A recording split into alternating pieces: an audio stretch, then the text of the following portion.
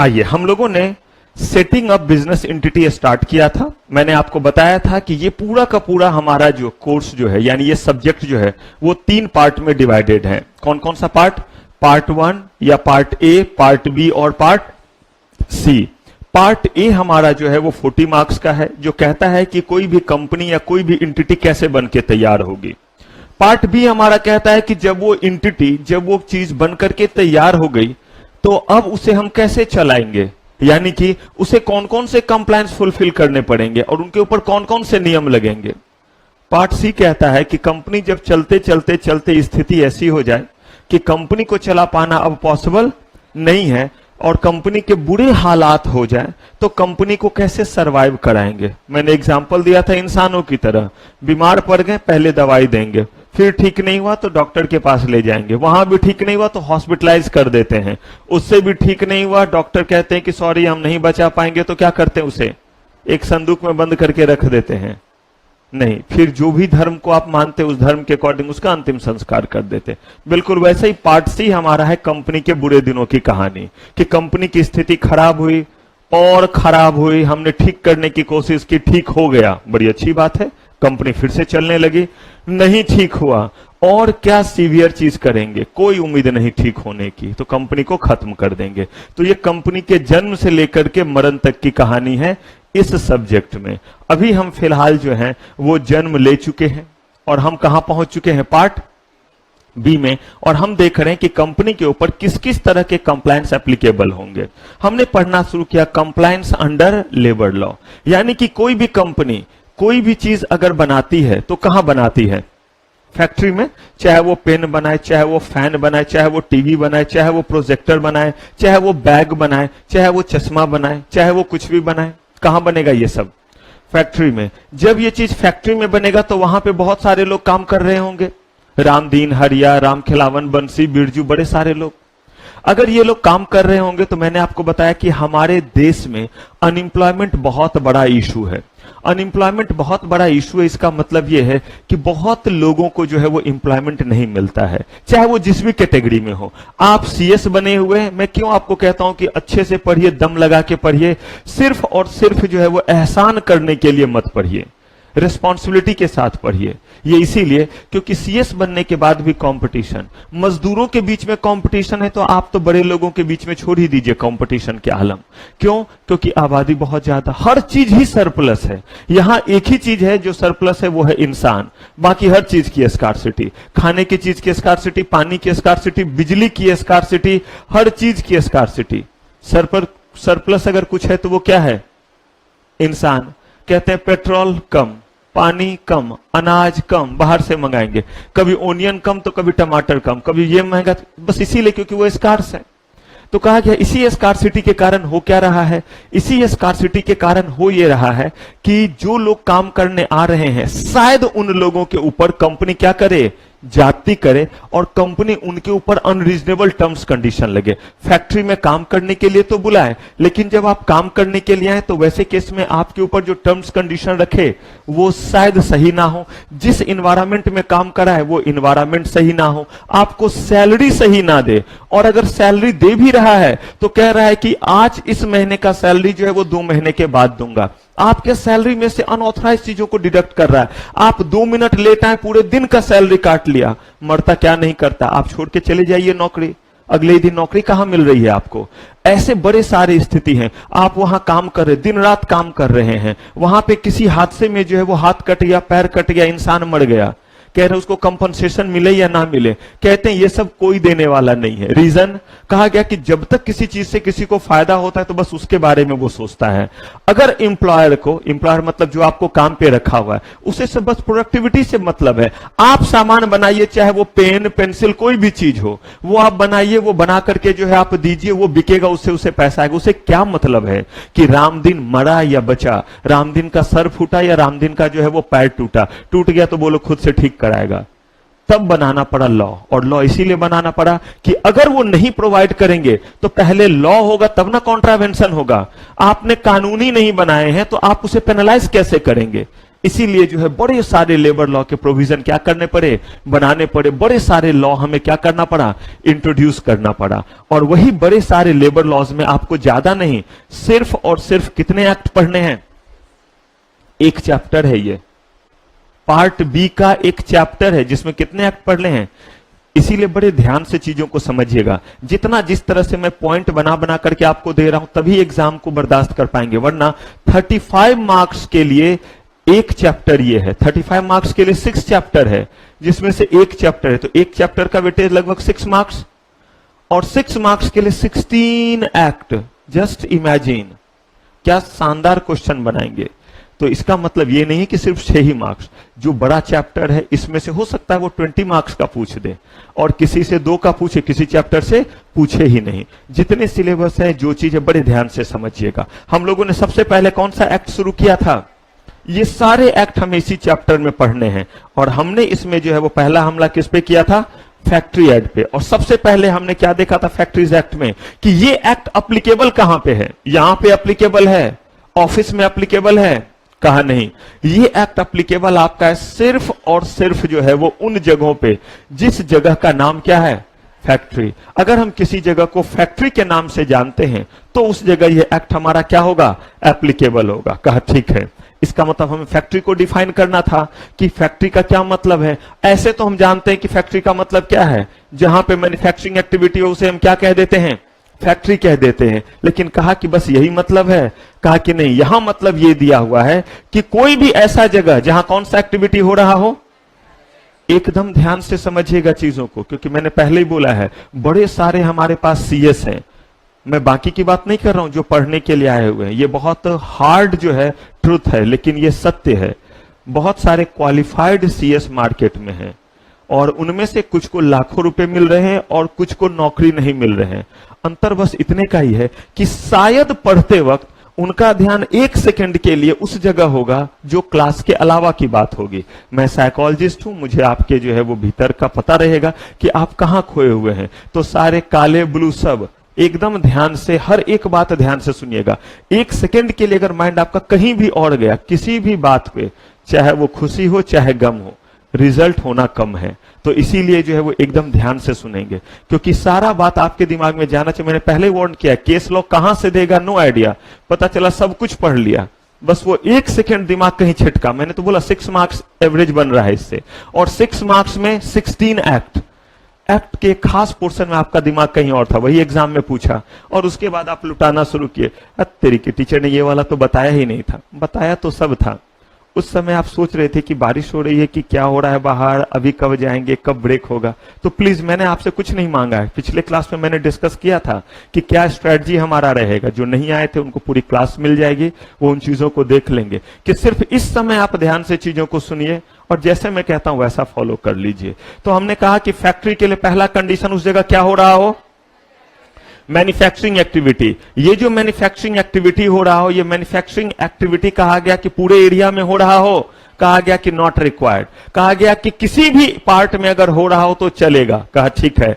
कहा कि उस जगह से बाहर, कहा कि वो मैन्युफैक्चरिंग एक्टिविटी जहां जहां जिस जिस चीज से जुड़ा हुआ है उन सारे जगह को एक साथ क्या कीजिए, कंबाइंड कर दीजिए। कहा क्या मतलब, हो सकता है मैन्युफैक्चरिंग एक्टिविटी का एक हिस्सा यहां हुआ, दूसरा हिस्सा यहां हुआ, तीसरा हिस्सा यहां हुआ। पॉसिबल?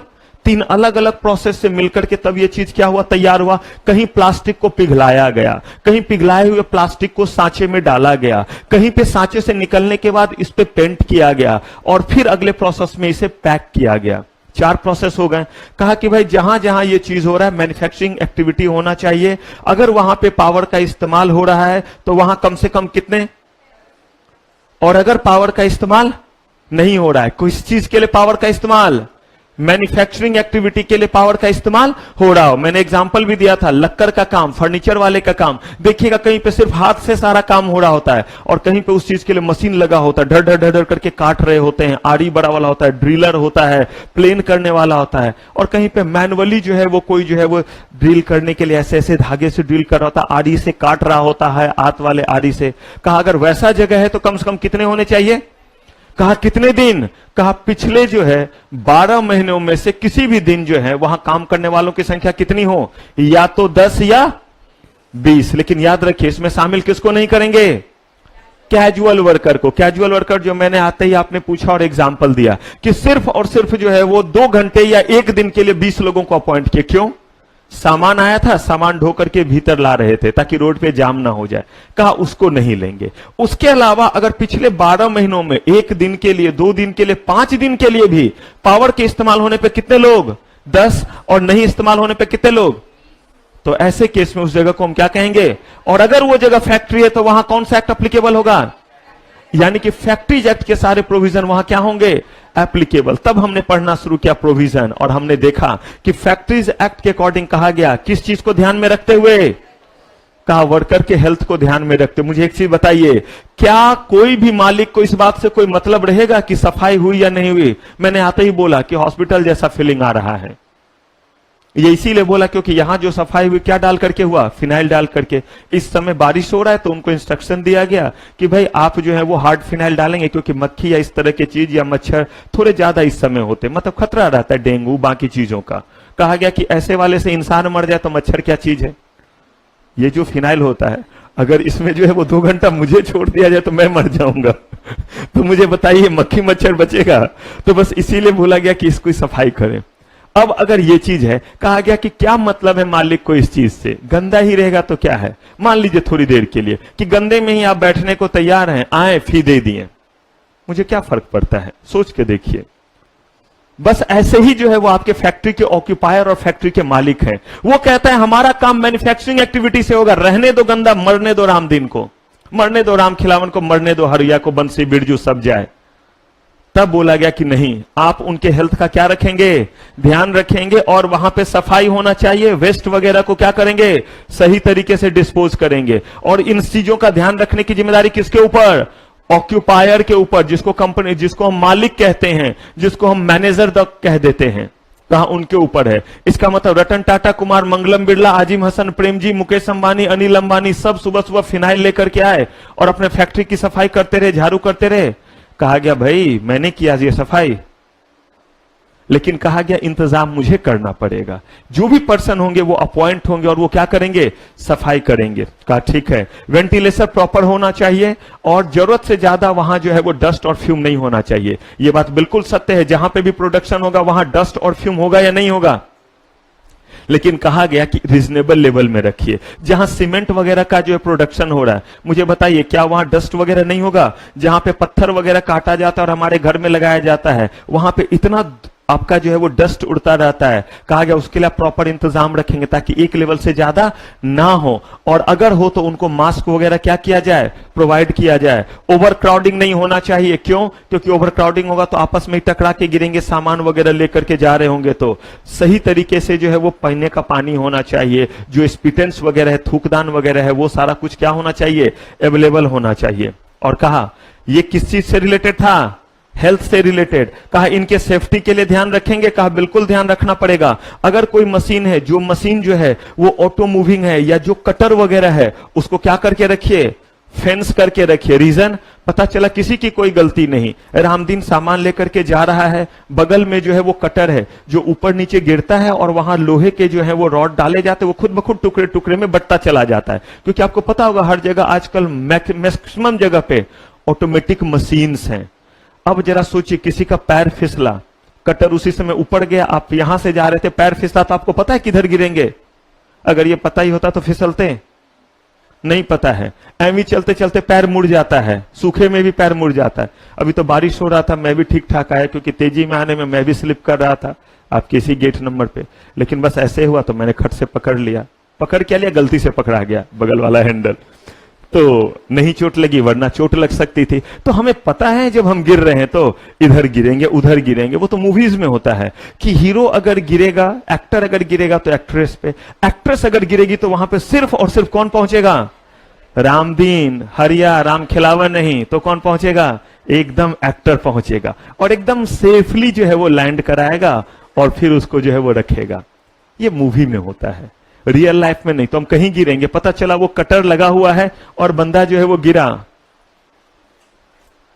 एक ही पीस हुआ अभी है, और सर का तो एक और पीस हुआ। कहा उन चीजों को हम क्या करेंगे? प्रॉपरली फेंस करेंगे और हर जगह सेफ्टी डिवाइस होना चाहिए। अगर कहीं पे कॉटन या और भी चीज निकल रहे हैं तो आपको प्रॉपर मास्क वगैरह देना पड़ेगा ताकि उनके लंग्स वगैरह खराब ना हो। तो हेल्थ से रिलेटेड इशू हमने पढ़ लिया था। और किससे रिलेटेड, किसका काम है ये, ऑक्यूपायर, जिसको आप मालिक कहते हैं, उसी को इस एक्ट में कहा गया ऑक्यूपायर या मैनेजर कहा गया, उनका काम है ये मेंटेन करना। कहा बस इतना ही चीज रामदीन हरिया के लिए, दिन भर खटाते रहिए, उसे जो है वो एक दिन का पैसा दीजिए और उससे जो है वो 14-14 घंटा काम कराइए। कहा बिल्कुल कराया जाता, और शायद कहीं हो भी रहा हो, अगर हो रहा है तो इलीगल हो रहा है, लेकिन कानून इसलिए बनाया गया ताकि ऐसा ना हो। तो चलिए, यहां तक का सफर हमने पिछले एपिसोड में तय कर लिया था, बढ़ते हैं यहां से आगे। अब कहा गया कि ये है वर्किंग आवर को लेकर के स्प्लिट ओवर और ओवर टाइम ऑफ एडल्ट। एकदम ध्यान से समझिएगा। कहा गया कि weekly our not more then 48। इसका मतलब आप उसे महीने का पैसा देंगे। महीना किस में बटा हुआ है, वीक्स, दिन में बटा हुआ है। कहा पूरे के पूरे सप्ताह में, एकदम ध्यान से समझिएगा क्योंकि यहां पे मजेदार केस लॉ बनता है। पहले ही डिस्क्लेमर दे दूं, कैसा केस लॉ बनता है वो बताऊंगा। आपसे जो क्वेश्चन पूछा जा सकता है वो ये है कि what are the provision related to working hour under factories act. 3 marks 5 marks के लिए वो होगा सीधा क्वेश्चन। मुझे दिया गया मौका तो मैं ऐसा क्वेश्चन नहीं सेट करता, मैं जो करूंगा वो आगे बताता हूं। पहले इसको जरा समझा दूं फिर कि कैसा केस लॉ वाला क्वेश्चन दिया जा सकता है, जो कि आजकल आपके एग्जाम में पिछले 3 अटेम्प्ट से वैसे ही क्वेश्चन ज्यादा दिए जा रहे हैं और तकरीबन 40% दिए जा रहे हैं। 40% समझते हैं ना, कि उसके बाद बचे 60%। 100% जब आप बनाते हैं तो पास करते हैं, 40 को छोड़ दिया तो जबरदस्त पास करेंगे, इसीलिए एकदम ध्यान से समझिएगा। कहा पूरे सप्ताह में कितने घंटे, कहा कि 48 आवर्स काम कराएंगे ही, ये लिखा हुआ है, कहेंगे ये मैक्सिमम है। कहा अगर मैं रामदीन से 40 घंटे कराऊं तो दौड़ेगा, 35 घंटे कराऊं तो, कहा बिल्कुल गरीब का भला होगा, कराओ, रामदीन के साथ 2 वक्त गुजारेगा, अभी चुन्नू मुन्नी गुड़िया पिंकी ही है, बबली भी आ जाएगी। कहा कि वैसे ही जो है पूरी फौज तैयार है। कहा कि मैक्सिमम टाइम ये है, ये मिनिमम टाइम नहीं है। इससे ज्यादा जो है आप जो है वो क्या करेंगे, इससे ज्यादा जो है वो इससे काम नहीं करवाएंगे। नहीं लिखा रहता तो करवाया जाता या नहीं, अब अगर करवाया जाएगा तो घबराते क्यों हैं, आएंगे ना पेनल्टी में। और देखिएगा क्या शानदार पेनल्टी लगाया है, और यही पेनल्टी है जो सामने वाले को डरा करके रखता है। देखिएगा जब हम पेनल्टी में आएंगे, daily hours not more then कितना, दोनों को क्लब करना पड़ेगा। एक दिन में 9 घंटे से ज्यादा नहीं, और पूरे सप्ताह में 48 घंटे से ज्यादा नहीं। एक सप्ताह में कितने दिन होते पता है आपको, 7, पक्का। किसी सप्ताह में 8 दिन भी हो सकते हैं। अरे नहीं भाई, सप्ताह में कितने दिन होते हैं, तो कहीं तो कॉन्फिडेंट रहिए। फिर मैंने बोला ना, पता चला ऐसे में एग्जाम में क्वेश्चन आ रहा है, मुझे कोई क्वेश्चन भी आ सकता है ना, कुछ गलत में पढ़ रहा हूं, मुझे कैसे आ सकता है क्वेश्चन। तो 7 दिन तो मतलब 7 दिन चेहरा पे लगे, हमारे स्ट्रैप गायब होने लगे थे कि कहीं सही में कुछ अंतर तो नहीं आता है। दबा दीजिए, गला खत्म कर दीजिए। 7 दिन, तो अब मुझे बताइए 9 into 7, तो 9 का टेबल 7 बार पढ़िए या 7 का 9 बार पढ़िए। हिंदी इंग्लिश जिसमें पढ़ाओ क्या होगा, या तो 9 7 या 63 या 9 7 63, जैसे भी आपने पढ़ा हो, दोनों ही तरीके से। अब मुझे एक चीज बताइए, 63 आवर्स हो गए, यहां पे दिया हुआ है 48 आवर्स। अगर आप एक दिन में क्या लिखा हुआ, मैक्सिमम कितने घंटे, हर सप्ताह में हर दिन आप 9 घंटे काम करवा सकते। इसका मतलब तो ये हुआ आपको ये प्रोविजन ध्यान नहीं है, और आपको सिर्फ ये प्रोविजन ध्यान है। क्या आपको गलत प्रोविजन पता है, नहीं, बिल्कुल सही है। एक दिन में कितना काम ले सकते हैं, यही कहते हैं कि कभी कभी लॉ आपको पूरा पता ना हो तो आप सही भी जान रहे होते हैं, तो आप कॉन्ट्रावेंशन में चले जाते हैं। आपको लॉ पता था, पूरा पता नहीं था, सिर्फ ये पता था कि एक दिन में मैक्सिमम कितने घंटे। फैक्ट्रीज एक्ट कहता है, क्या यह बात गलत है, नहीं, यह बात बिल्कुल गलत नहीं। फैक्ट्रीज एक्ट में लिखा हुआ है कि एक दिन में मैक्सिमम कितना काम ले सकते हैं। अनफॉर्चुनेटली आपको यह पता नहीं था कि उससे अगला प्रोविजन जो दिया हुआ है, और वो प्रोविजन कहता है एक सप्ताह में 48 घंटे से ज्यादा वर्क नहीं ले सकते हैं। आप तो इस अकॉर्डिंग कितना तक ले रहे हैं, उससे कॉन्ट्रावेंशन हुआ या नहीं हुआ।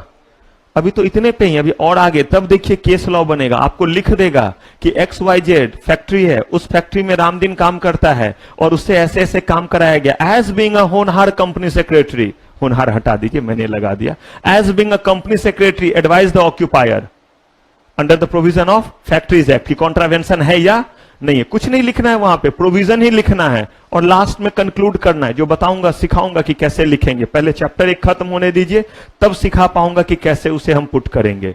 तो चलिए दूसरा चीज क्या कंप्लाई करना है, 48 घंटे से ज्यादा सप्ताह में नहीं होना चाहिए। अब देखिए, interval for the rest at least how much, फिर देखिए एटलीस्ट है या हाफ आवर्स है। एटलीस्ट का मतलब कम से कम कितने घंटे का, कम से कम आधे घंटे का रेस्ट देंगे हर कितने देर पे, 5 घंटे के काम पे। और एक दिन में काम कितना ले सकते हैं, क्या लगातार ले सकते हैं। देखिए कितना ट्विस्ट आता जाएगा, क्योंकि हर प्रोविजन आपको पता होना चाहिए। कहा कि एक दिन में हम 9 घंटे काम ले सकते हैं, बशर्ते सप्ताह में यह काम जो है वो 48 घंटे से, इसी से आप समझ जाइए कि उसको छुट्टी देना भी कंपलसरी है सप्ताह में एक। आएंगे आगे वीकली ऑफ वगैरह पे।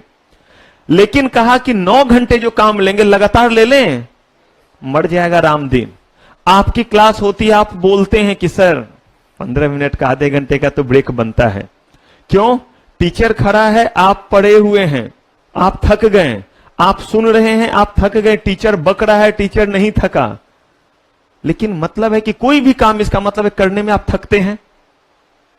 आप देखिएगा, आप ब्रेक लेंगे, मेरा कोई ब्रेक नहीं, आप देखते ही होंगे, हर दिन ही देख रहे होंगे। आप जो है वो क्लास खत्म होती है, आप इधर से उस रूम, इधर से उस रूम जाते हैं, या इस रूम में मैं प्रोफेशनल वालों के साथ लग जाता हूं, इधर खत्म मैं उधर घुसा, या ऊपर पहुंचा या कहीं और भागा। इसका मतलब है कि कह रहे हैं कि आप पढ़ते हैं तो 10-15 मिनट का ब्रेक मांगते हैं, वो तो मजदूरी कर रहा है, फिजिकल वर्क कर रहा है, और फिजिकल वर्क में अगर बीच में ब्रेक नहीं दिया तो मसल्स टूटते हैं और वैसे में बंदा कोलैप्स हो सकता है। वही बंदा आधे घंटे का ब्रेक हो जाएगा तो फिर क्या करेगा, सर्वाइव कर जाएगा। ये साइंटिफिकली टेस्ट किया हुआ, ये मैंने नहीं बनाया, मैं तुच्छ प्राणी, मैंने कोई एक्ट नहीं बनाया है, बस मेरा काम एक्ट को थोड़े इंटरेस्टिंग तरीके से बताना है ताकि आप समझ सके। तो उन्होंने क्या कहा, आधे घंटे का कम से कम क्या दो, वर्ड याद रखिएगा, आधे घंटे नहीं है, मिनिमम, मिनिमम आधे घंटे का दीजिए। कितने देर पे, 5 घंटे पे। इसका मतलब है अगर हमने 4 घंटे पे 40 मिनट का ब्रेक दिया तो कॉन्ट्रावेंशन है। मैं बार बार कह रहा हूं, केस लॉ पूछिएगा फंस जाइएगा, हर बात समझ के रखिएगा। 4 घंटे पे 40 मिनट का ब्रेक दिया, क्या कॉन्ट्रावेंशन है, हाँ या ना, साफ साफ बोलिए। क्यों होगा भाई, हाँ क्यों हिलाया ब्लैक, नहीं है, क्योंकि आपको 5 घंटे से ज्यादा लगातार काम नहीं कराना है। आपने कितने देर काम कराया और 4 घंटे पे ही ब्रेक दे दिया, तो बंदे का जो है भला किया या नहीं किया। और आधे घंटे का कम से कम ब्रेक है, आपने 40 मिनट का दे दिया, एहसान किया या नहीं किया। तो ये बात ध्यान है। अभी देखिए, अभी और शानदार ट्विस्ट है, और वो ट्विस्ट है spread over not more than how much, 10.5 घंटे, 10.5 आवर्स। इसका मतलब जरा बताइए, तो spread over not more than 10.5 घंटे, क्या मतलब है इसका।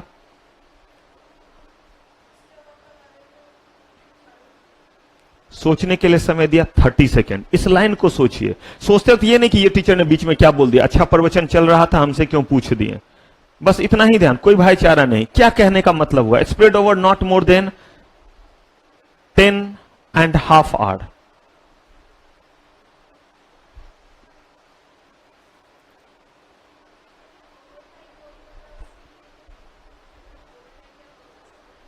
अभी तक जो बताया उसी में से ओवर टाइम बोला है मैंने, बस ऊपर के ही जो है वो 2 लाइन से ये है। अब बताइए इससे ज्यादा क्या बोलूं, ऊपर के ही जो दो चीज है, बस इन दोनों पॉइंट से ही रिलेटेड है ये।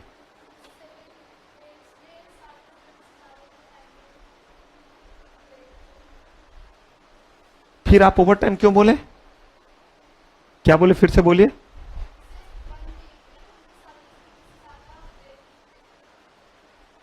Spread over not more than this hour, हाँ जी बताइए, ब्लू आप कह रहे थे कुछ।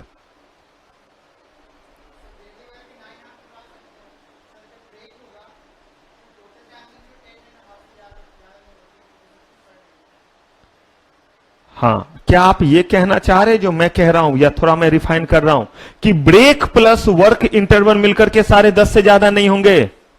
अगर ये कह रहे हैं तो बिल्कुल सही है, और एकदम ध्यान से देखिए, इंग्लिश ही लिखा हुआ है, कुछ और नहीं लिखा हुआ है, लेकिन इसीलिए टीचर है ताकि आपको आसानी से समझ में आए। लेकिन अपना भी दम लगाना है, शरीर छोड़ के नहीं बैठेंगे कि सर आपने तो बोला था गारंटी है, करा दो तो पास जान जाए।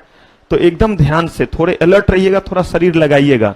स्प्लिट ओवर का मतलब, और देखिए ये रूल क्यों बनाया गया है, कह रहे हैं कि गैप और किसको मिला करके, वर्क को मिला करके कितने से ज्यादा नहीं होना चाहिए। अब मुझे इसका कोई लॉजिक समझा दीजिए। डेली वर्क का तो मुझे लॉजिक समझ में आ गया, 9 घंटे, 5 घंटे पे कम से कम आधे घंटे का ब्रेक देंगे, ये भी लॉजिक मुझे समझ में आ गया। लेकिन मुझे ये लॉजिक समझ में नहीं आ रहा है कि ब्रेक और काम को मिला करके टाइम क्यों रख दिया 10.5 घंटे। छोड़ देते ये टाइम, तभी ना एम्प्लॉयर उसको ज्यादा क्या करता, टाइम दे देता। सोचिए जरा, अगर ये है तो इसका मतलब क्या है, ब्रेक प्लस काम कितने देर एक दिन में, 10.5। अगर ये नहीं रहता तो शायद 3 ही घंटे पे 1 घंटे का ब्रेक दे देता, नहीं दे देता, हर 3-3 घंटे पे 1-1 घंटे का ब्रेक दे देता, बंदा मस्त हो जाता। अब सुनिए इसके पीछे का लॉजिक। जो फिजिकल वर्क करते हैं उनको अगर आप रेस्ट देंगे तो उनके काम की एफिशिएंसी बढ़ जाती है। तो जरा सोचिए, 2 घंटे वो काम किया, ध्यान से देखिएगा, कितने देर, 2 घंटे वर्क किया, और आपने उसके बाद 1 घंटे का रेस्ट दे दिया रामदीन को। कितने घंटे का? क्या कॉन्ट्रावेंशन है ऊपर के अकॉर्डिंग? अभी आप भूल जाइए कि आपको यह पता है। अरे भाई मैक्सिमम 5 घंटे लगातार काम कराएंगे, हमने कितने देर कराया, कितने देर का रेस्ट देंगे? लॉ के अकॉर्डिंग 5 घंटे पे कम से कम कितना? हमने तो 2 ही घंटे पे 1 घंटे का दे दिया, हमने कॉन्ट्रावेंशन किया नहीं। अब रामदीन फिर से तरोताजा, और आप उससे पहले की तरह ही काम करवा सकते हैं। अब देखिए ऑक्यूपायर का ही सिर्फ फायदा हो रहा है। फिर 2 घंटे का काम, फिर 1 घंटे का रेस्ट, फिर 2 घंटे का काम, फिर 1 घंटे का रेस्ट, फिर 2 घंटे का काम, फिर 1 घंटे का रेस्ट, और फिर 1 घंटे काम किया, टाटा गुड बाय, उसकी छुट्टी हो गई। मुझे एक चीज बताइए, वो वहां कितने देर रहा engage?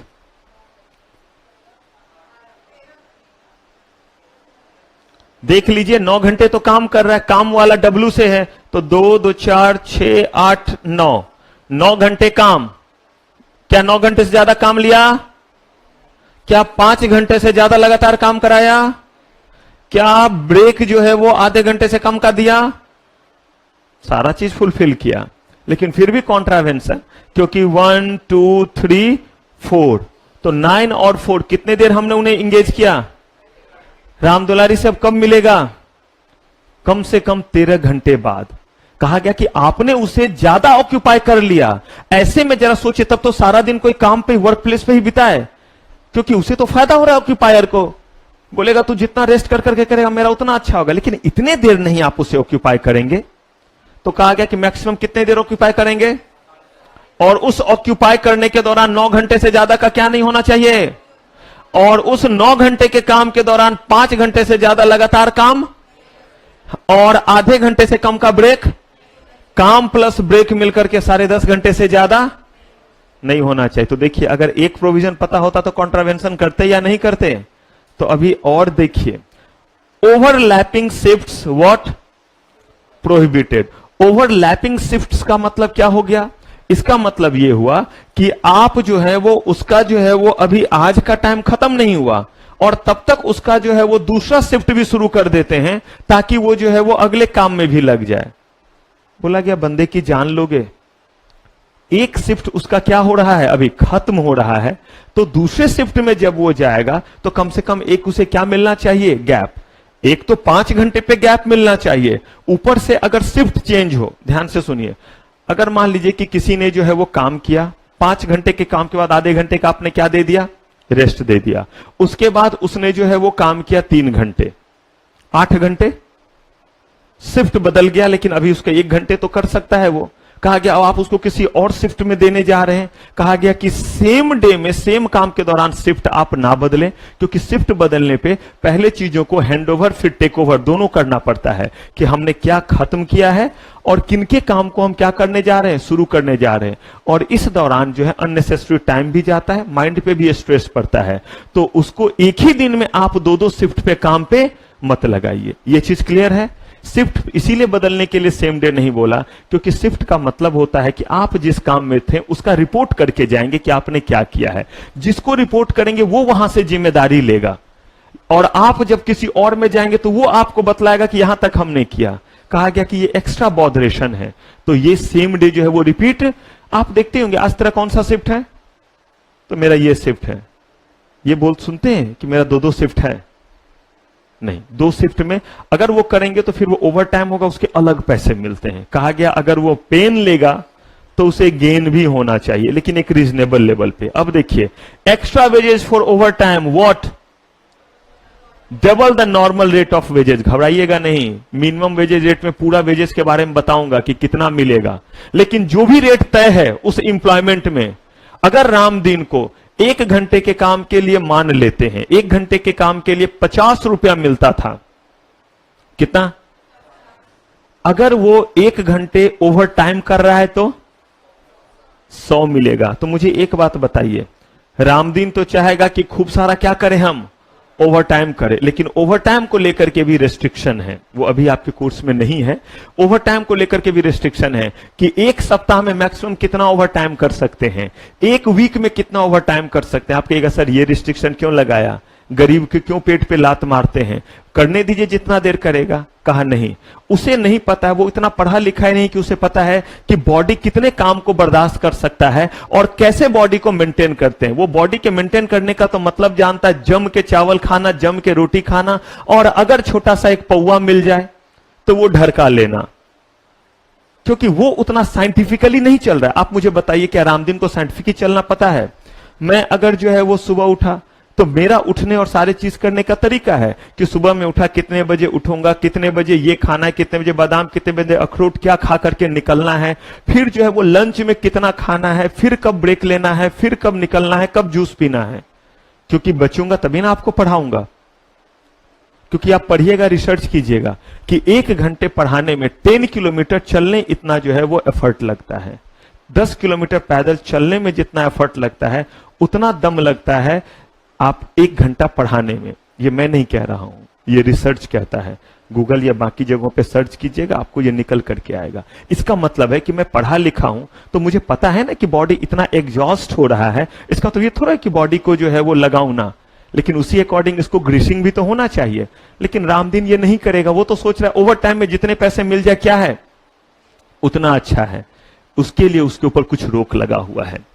Restriction on employment of workman between कितना 6 AM किससे, before 6 AM and beyond what 7 PM। कह रहे इन जनरल जो है 6 बजे सुबह से पहले और 7 बजे के बाद फैक्ट्री में जो है वो काम आप नहीं करवाएंगे। इसके पीछे रीजन ये है कि उस दौरान बहुत ज्यादा हादसा हो सकता है।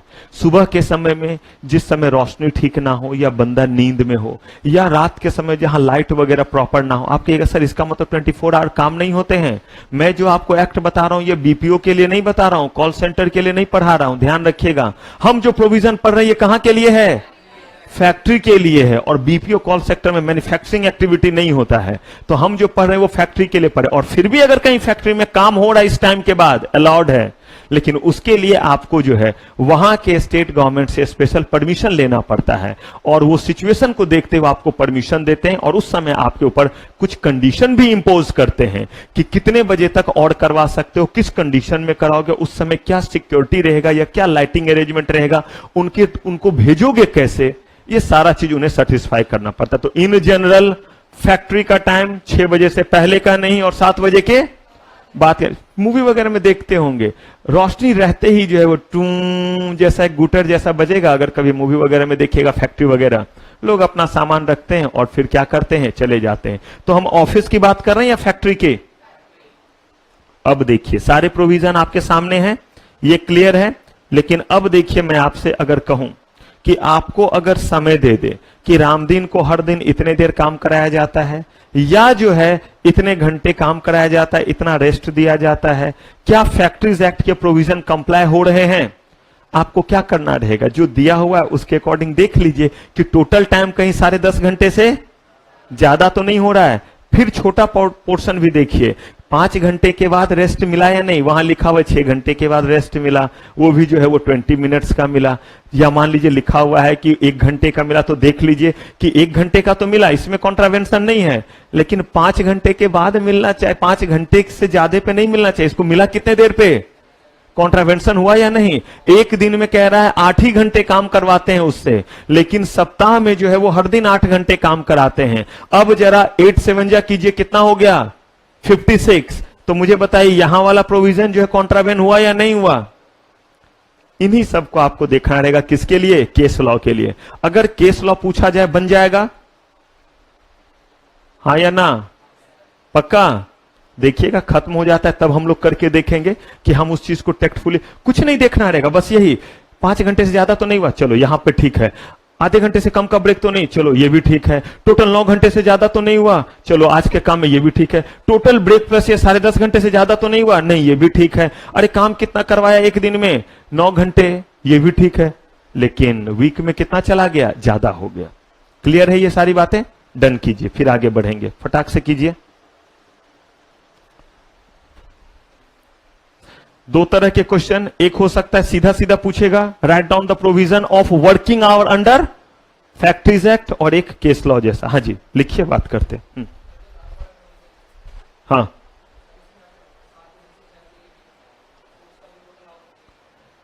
अगर 7 बजे से क्या, तो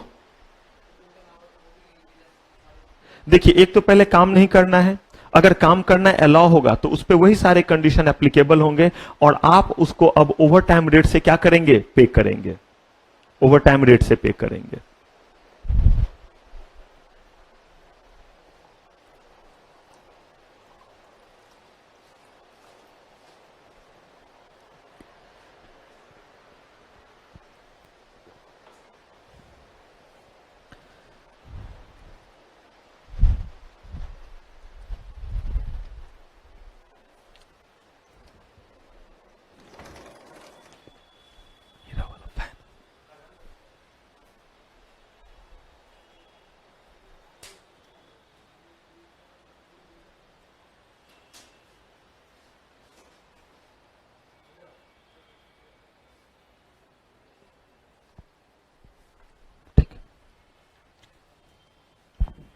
डन।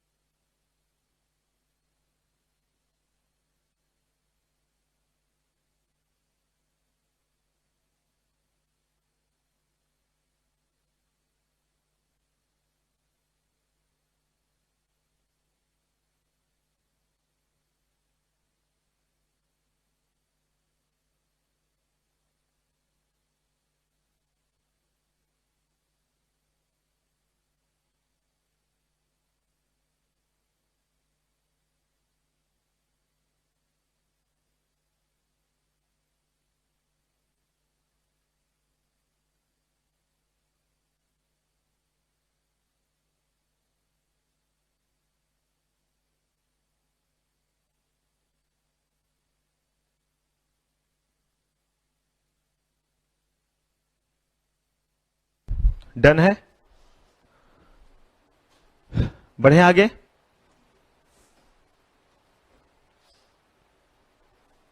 कीजिए डन।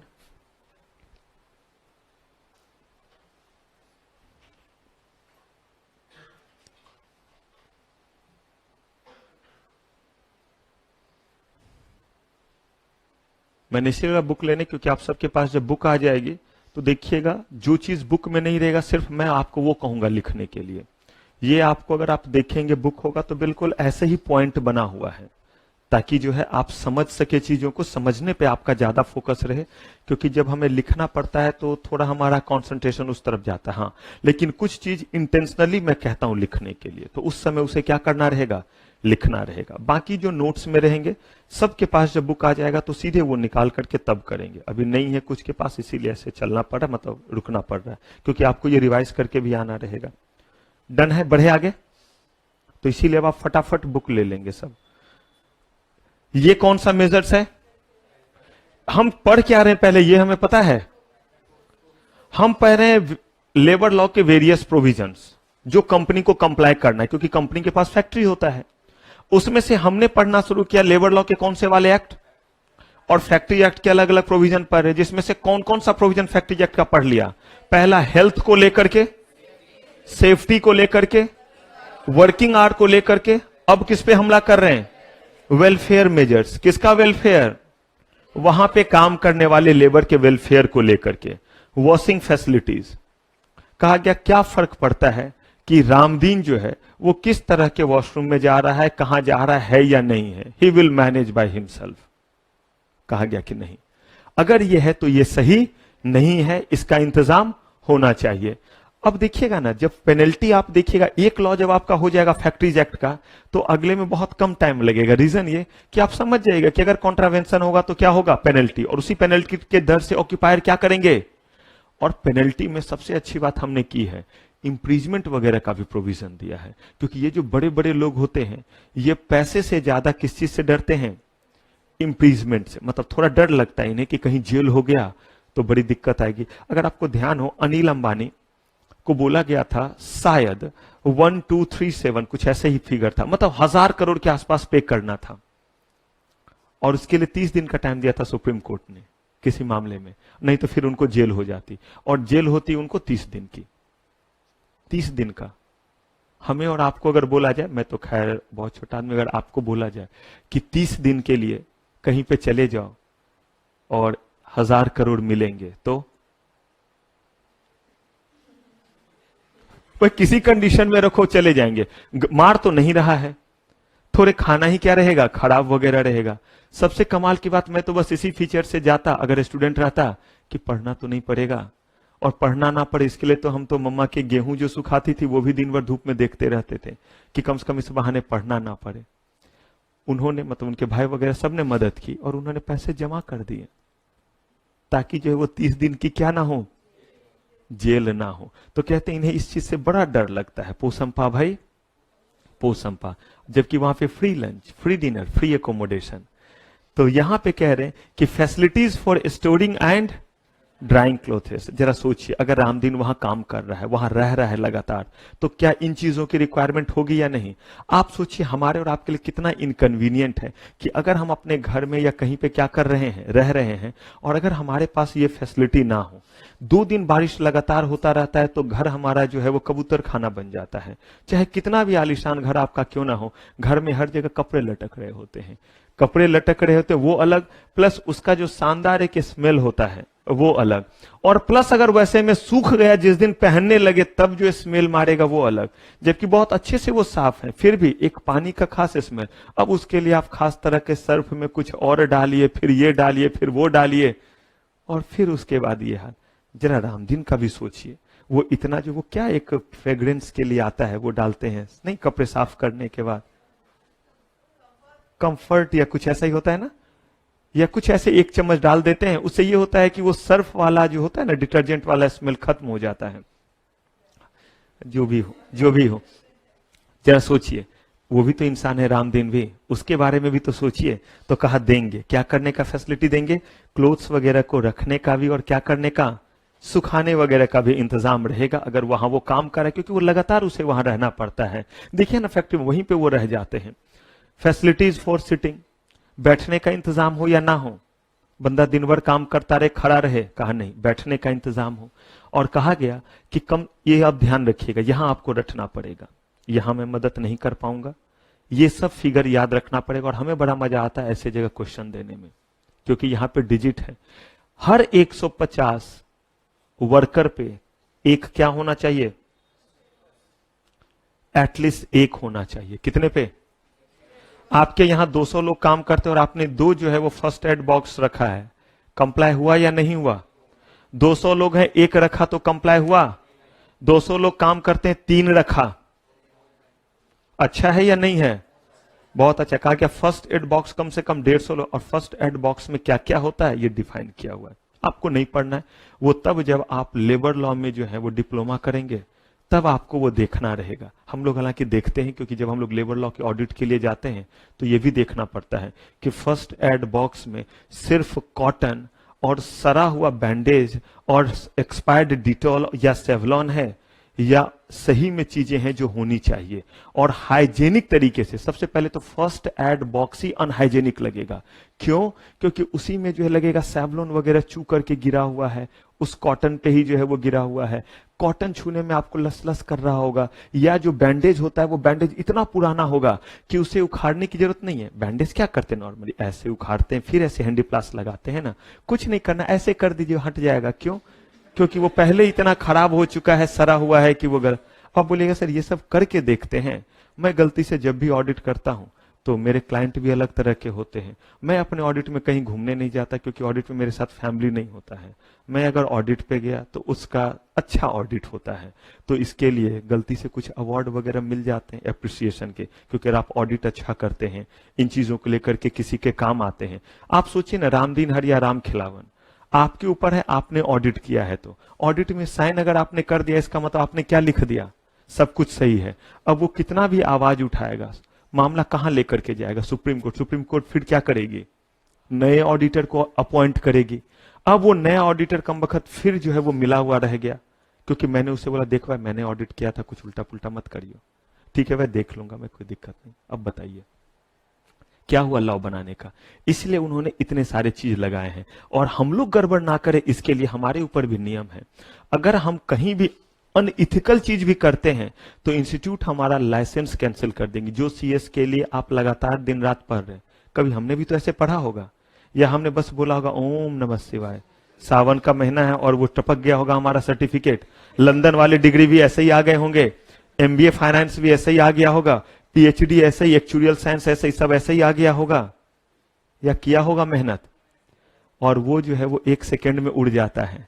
अगर जो है वो कहीं भी आपने अनइथिकल किया है तो कहा गया कि आप उसको सही से ऑडिट करें और बताएं कि फर्स्ट एड बॉक्स उतने लोगों पे है या नहीं। क्योंकि देखिए यही छोटे छोटे चीज के कारण कल को हादसा हो जाता है, कि अगर ये चीज रहता तो उसकी जान बचाई जा सकती थी, लेकिन उस चीज को फुलफिल नहीं किया गया। बाद में रोना धोना करते रहते। अभी उन्नाव केस का ही देख लीजिए, एक दिन में 25 लाख रुपए उनके घर के लोगों को मिल गया, लेकिन ये कब मिला? आज उनके परिवार में उनके फादर नहीं है, उनके ब्रदर जो है वो जेल में है, चाचा मौसी, 8 से 10 लोग उनके घर के मर चुके हैं।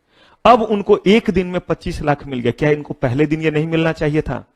आज सुप्रीम कोर्ट हर दिन ट्रायल लेकर कर रही है और बोल रही है कि हम फैसला सुनाएंगे। सीबीआई को बोली कि 14 दिन में रिपोर्ट आना चाहिए। क्यों? ये चीज अगर 1 साल से चल रहा है ये मामला, अगर ये 1 साल पहले जिस समय हुआ था उस समय हुआ था तो उसके घर के आज 10 लोग जिंदा होते, और शायद वो लड़की भी बचेगी नहीं, क्योंकि जो एक्सीडेंट हुआ वेंटिलेशन पे, शायद आज एयरलिफ्ट का फैसला आएगा। सुप्रीम कोर्ट एयरलिफ्ट करके मतलब हेलीकॉप्टर वगैरह से शायद दिल्ली लाने की सोच रही है कि शायद यहां बचाया जा सके। वो एडवोकेट जो केस लड़ रहा था वो भी नहीं बचेगा, वो भी बैडली इंजर्ड है। तो मैं बस यही आपको कह रहा हूं कि नियम इसलिए बनाए जाते ताकि उसको क्या किया जाए, फॉलो किया जाए। तो यही अगर फर्स्ट एड बॉक्स, किसी को चोट लगा, फर्स्ट एड बॉक्स रहेगा, कम से कम एंटीसेप्टिक तो नहीं होगा, उसमें इतने सामान होते हैं कि अगर लग गया उतने मात्रा में चीजों को डाल दे। यही तो है फर्स्ट एड बॉक्स का मतलब, कि एक साइंटिफिकली देखा गया कि 150 लोगों में इसीलिए एक चाहिए, क्योंकि इतने देर में एक लोगों को चोट लगेगी। ये सब ने जो है वो कहिए रिसर्च करके ये चीज बनाया है। Canteen where more than how much, अगर 250 से ज्यादा वर्कर है तो वहां क्या होना चाहिए? अब ये आपको ध्यान रखना पड़ेगा, वहां पे है फॉर एवरी 150, मोर देन 150 नहीं है। अगर 150 की संख्या होगी, बार बार मैं जहां ध्यान देने कह रहा हूं प्लीज ध्यान दीजिएगा, और जितना मैं बताना चाह रहा हूं काइंडली उतना समझिएगा, जितना आप समझना चाह रहे उतना नहीं, उतने पे रह जाइएगा, 40% क्वेश्चन नहीं बनेगा। फिर 150 के केस में कहा गया अगर 150 हो जाए तो एक क्या चाहिए, लेकिन कह रहे हैं कि 250 नहीं, 250 पे कैंटीन नहीं है तो कॉन्ट्रावेंशन नहीं है। जिस दिन एक और वर्कर को एम्प्लॉय किया और कैंटीन नहीं हुआ तो क्या हो गया। अब बताइए यहां ध्यान रखने वाली बात है या नहीं। अगर आप अभी नहीं समझेंगे कि यहां ध्यान रखना है तो पढ़ते वक्त ऐसे ध्यान कहां जाएगा। हाँ 150 250 मतलब 150 पे डांस करो 250 पे डांस करो, क्या 150 250, तो यहां 150 होने पे और यहां 250 से ज्यादा होने पे करना है। क्या अगर मान लीजिए आपने 200 लोगों पे ही कैंटीन रख दिया तो कोई कॉन्ट्रावेंशन है। आप कहेगा कैंटीन में सर क्या मुफ्त में खाना मिलेगा, ये नहीं लिखा हुआ है, कहा हुआ कैंटीन होना चाहिए जहां पे रीजनेबल रेट पे खाना मिलना चाहिए, और ये नहीं कि वो कैंटीन हो तो वहां पे KFC का जो है वो बर्गर और उसका जो है ये नहीं। जो किसके लिए सुटेबल है, रामदीन, हरिया, राम खिलावन, बंसी, बिरजू, उन सब के लिए जो है जो वो एफर्ट कर सकते हैं उनके लायक खाना होना चाहिए। मैं ये नहीं कह रहा हूं कि वो गरीब है, ये मजाक नहीं उड़ाया जा रहा, बल्कि हम तो उसे फैसिलिटेट कर रहे हैं। हम उसकी स्थिति को समझेंगे नहीं तो वैसा खाना कैसे प्रोवाइड करेंगे। क्यों, खाने वाले एक टाइम में 1000 रुपए का खाना नहीं खाते हैं। 1000 रुपए का खाना तो छोड़िए, एक शरबत जो है वो 1000-1200 रुपए का पीते। मैं गरीब आदमी, मैं तो बाहर का कुछ भी नहीं खाता, मेरा डब्बा अपना रहता है। हाँ कभी कभी क्लाइंट के साथ जब जाता हूं तो वो शायद मुझे ज्यादा हाई फाई समझते हैं, जबकि मैं बोलता हूं मैं गरीब हूं, वो समझते हैं मैं हाई फाई हूं। मैं बोलता मैं चाय कॉफी नहीं पीता, सही में नहीं पीता हूं, क्लास 3 के बाद कभी पिया नहीं। वो समझते हैं कि कुछ ज्यादा ही हाई प्रोफाइल है, इसीलिए ये इस लेवल का चाय कॉफी जो है नहीं पीते हैं। शायद ये 7 स्टार पीते होंगे। अगर 5 स्टार में किसी के साथ हूं तो वो समझता है 7 स्टार से नीचे का शायद ये चाय कॉफी। मैं कैसे चीख चीख के बताऊं कि नहीं मैं नहीं पीता कभी भी। वो बोलते हैं सर कुछ भी जूस वगैरह तो नहीं, मैं बाहर का जूस भी नहीं। तो बाहर का जूस तो इसीलिए कि कभी नहीं पिया अनहाइजीनिक, घर का रहा तो बस फ्रूट्स ही खा लिया, जूस की क्या जरूरत है। कोल्ड ड्रिंक तो नहीं, तो सर वो तो नहीं भाई वो भी नहीं। तो अब जो है कभी कभी वो भी फंस जाते हैं कि करें तो क्या, तो सर कुछ तो लो, तो चलो भाई शरबत जैसा चीज। तो शरबत का जब लिस्ट आता है बड़े बड़े जगह पे तो सही में बताओ मुझे समझ में नहीं आता है। मुझे सेक्शन एक्ट बड़े समझ में आते हैं, लेकिन वो मोजिटो, मोआतो, तो मारोतो, तो पीटो, तो ये सब नाम रहता है उसमें जो है वो जो सॉफ्ट ड्रिंक है, पहले ही मुझे देख करके लगता है पक्का लीकर होगा, मतलब अल्कोहलिक होगा। तो मैं उनसे बोलता क्या सर ये सब मैं नहीं पीता, ये सब ड्रिंक वगैरह है। सर क्या आप भी मजाक कर रहे हैं। वो समझ रहा है कि मैं मजाक कर रहा हूं, मजाक में बोल रहा हूं, और मैं सही में बोल रहा हूं कि मुझे नहीं पता है कि ये सही में सॉफ्ट ड्रिंक के नाम है, मैंने कभी ये पिया नहीं है। और लगे क्यों नहीं, 1300 1700 मोइटो या मोजिटो कुछ ऐसा ही नाम था, and that was a 5 star and it was costing 1715 something, 1700 कुछ रुपए। तो जब उन्होंने बोला सर आप भी क्या मजाक करते हैं, तो मैंने बोला चलो कर ही देते हैं। तो बोला हाँ, अपने नहीं लग रहे थे, देख लीजिए मेरे पास एक पैसे नहीं, मैं 1700 का अगर शरबत पी लूं तो मैं मर ना जाऊं, वो मुझे पचेगा ही नहीं, मैं छटपटाने लगूंगा कि ये फटेगा क्या होगा अगर अपने जेब से लग गए तो, यकीन मानिए। अब जब आया तो देखिए कैसे आया, नाम बड़े दर्शन छोटे। वही शीशे वाले ग्लास जिसमें हम शरबत नहीं देते, वही थोड़ा सा अच्छे सुंदर था, ग्लास बड़ा सुंदर लग रहा था। जी तो चाह कि शरबत उलेज दूं, ग्लास दे दे मैं लेके चला जाता हूं। और उसके ऊपर जो है वो छाता वगैरह ऐसे करके कुछ कटा हुआ, कुछ पुदीना वगैरह ऐसे रखा हुआ। वैसा देखूं घर में तो पुदीना डाला हुआ तो ऐसे ना पीऊं, पत्ते पुदीने के कुछ नीचे में सजाए हुए, बीच में जो है लेयर में जो है वो ग्रीन कलर के शरबत, ऊपर में फिर कुछ फ्रूट्स वगैरह सजाए हुए, ऐसे करके छाता ये वो। मैं सोचा पकड़ के ऐसे रखना है, और तब उसे पिया। यकीन मानिए पीने के बाद उससे अच्छा हमारे घर का शरबत रहता है। बस अंतर इतना ही था कि वो ग्रीन एप्पल का फ्लेवर था, ग्रीन एप्पल का, जो अब मिलेगा आप इस समय ग्रीन एप्पल मिलना शुरू हो जाता है, मिल रहा है, बहुत सस्ता मिल रहा होता है। तो कहा कि ऐसे ऐसे चीज वहां पे रहेंगे ना कैंटीन में तो बड़ा अच्छा होगा।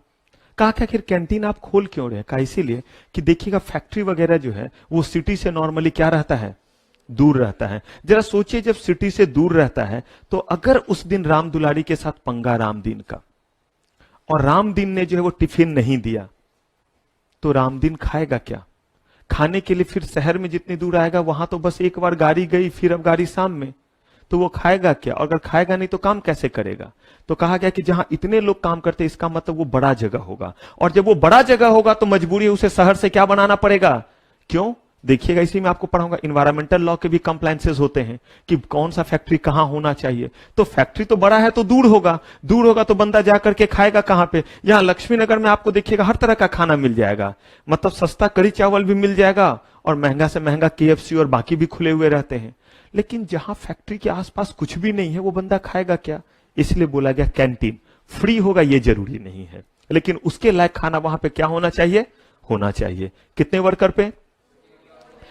और एक सेंस दिया गया कि जहां 250 से ज्यादा लोग काम कर रहे हैं इसका मतलब वो बहुत बड़ा फैक्ट्री होगा। बात भी सही है, बड़ा फैक्ट्री होगा तो शहर से कहां बनाना पड़ेगा? दूर। अरे भाई 2-3 लोग जहां काम करते हैं वो आप इंडस्ट्रियल एरिया में कर भी लीजिएगा दिल्ली में, लेकिन मुझे बताइए 250 300 लोग वर्कर जहां काम करेंगे वो फैक्ट्री बड़ा होगा, उसे शहर से दूर नहीं बनाएंगे तो देखिए पॉल्यूशन एक तो ऐसे ही आएगा दिसंबर, देखिएगा क्या हाल होगा फिर से। चलिए, shelter, rest room and lunch room when there are more than, याद रखिए फॉर एवरी 151 वॉट, लेकिन जैसे ही 150 से ज्यादा हुआ तो वैसे ही आपको क्या बनाना पड़ेगा?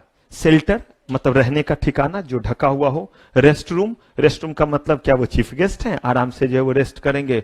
कहा भैया जितने देर का उसे रेस्ट दोगे उस रेस्ट पीरियड में वो रेस्ट कहां करे, क्योंकि वो फिजिकल वर्क किया है, उसका बॉडी जो है वो थक गया होगा, उसके रेस्ट का मतलब अस्थिर से वहां पे बैठ सके, लेट सके, ऐसा जगह होना चाहिए। आप देखिएगा आपके घर में अगर कोई मजदूर काम करने आते होंगे, जिसे दिहाड़ी का मजदूर कहते हैं, देखा है काम पे जो आते हैं, जो सीमेंट ये सब का जब काम हो रहा होता है घर में पेंटिंग का, तो देखिएगा बीच में आपने 2 तरीका है, एक तो आप ठेके पे दे दीजिए और एक दिहाड़ी पे। दिहाड़ी पे है कि आप सब कुछ ला के दीजिए, वो करता रहेगा, बस आप ध्यान रखिए कि वो डंडी मार रहा है क्या कर रहा है। अब उसी में अगर मान लीजिए कि आपने उसे रेस्ट दिया तो जो उसका रेस्ट है बता देता है कि मेरा 45 मिनट, आधे घंटा, 1 घंटे का क्या रहेगा, बीच में लंच रहेगा। खाने के बाद जो भी जगह मिलता है उसी जगह पे जो है बस आराम से जो एक गमछा जैसा रहेगा पतला वाला, ऐसे मुंह पे लेगा और लेट जाएगा, सो जाएगा, और फिर उठेगा, फिर काम करने लग जाएगा। क्योंकि आप भी देखिए कभी कभी थक जाइएगा तो 10, 15, 20 मिनट, आधे घंटे भी अगर जो है वो आराम कर लिए तो फिर बड़ा फुर्ती सा आ जाता है, वो जो झुक रहे होते हैं वो खत्म हो जाता है। तो कहा गया कि जब आप मेंटल वर्क कर रहे हैं तो ये हाल है, फिजिकल वर्क में तो और ज्यादा बॉडी एग्जॉस्ट होगा। इसलिए कहा गया कि क्या दीजिए? शेल्टर दीजिए, रेस्ट रूम दीजिए, लंच रूम दीजिए, जहां पे वो बैठ करके क्या कर सके? खा सके। दौड़ते भागते में वही धूल में जो है वो खाएगा तो फिर कैसे खा पाएगा? और क्या मतलब हुआ फिर रेस्ट का?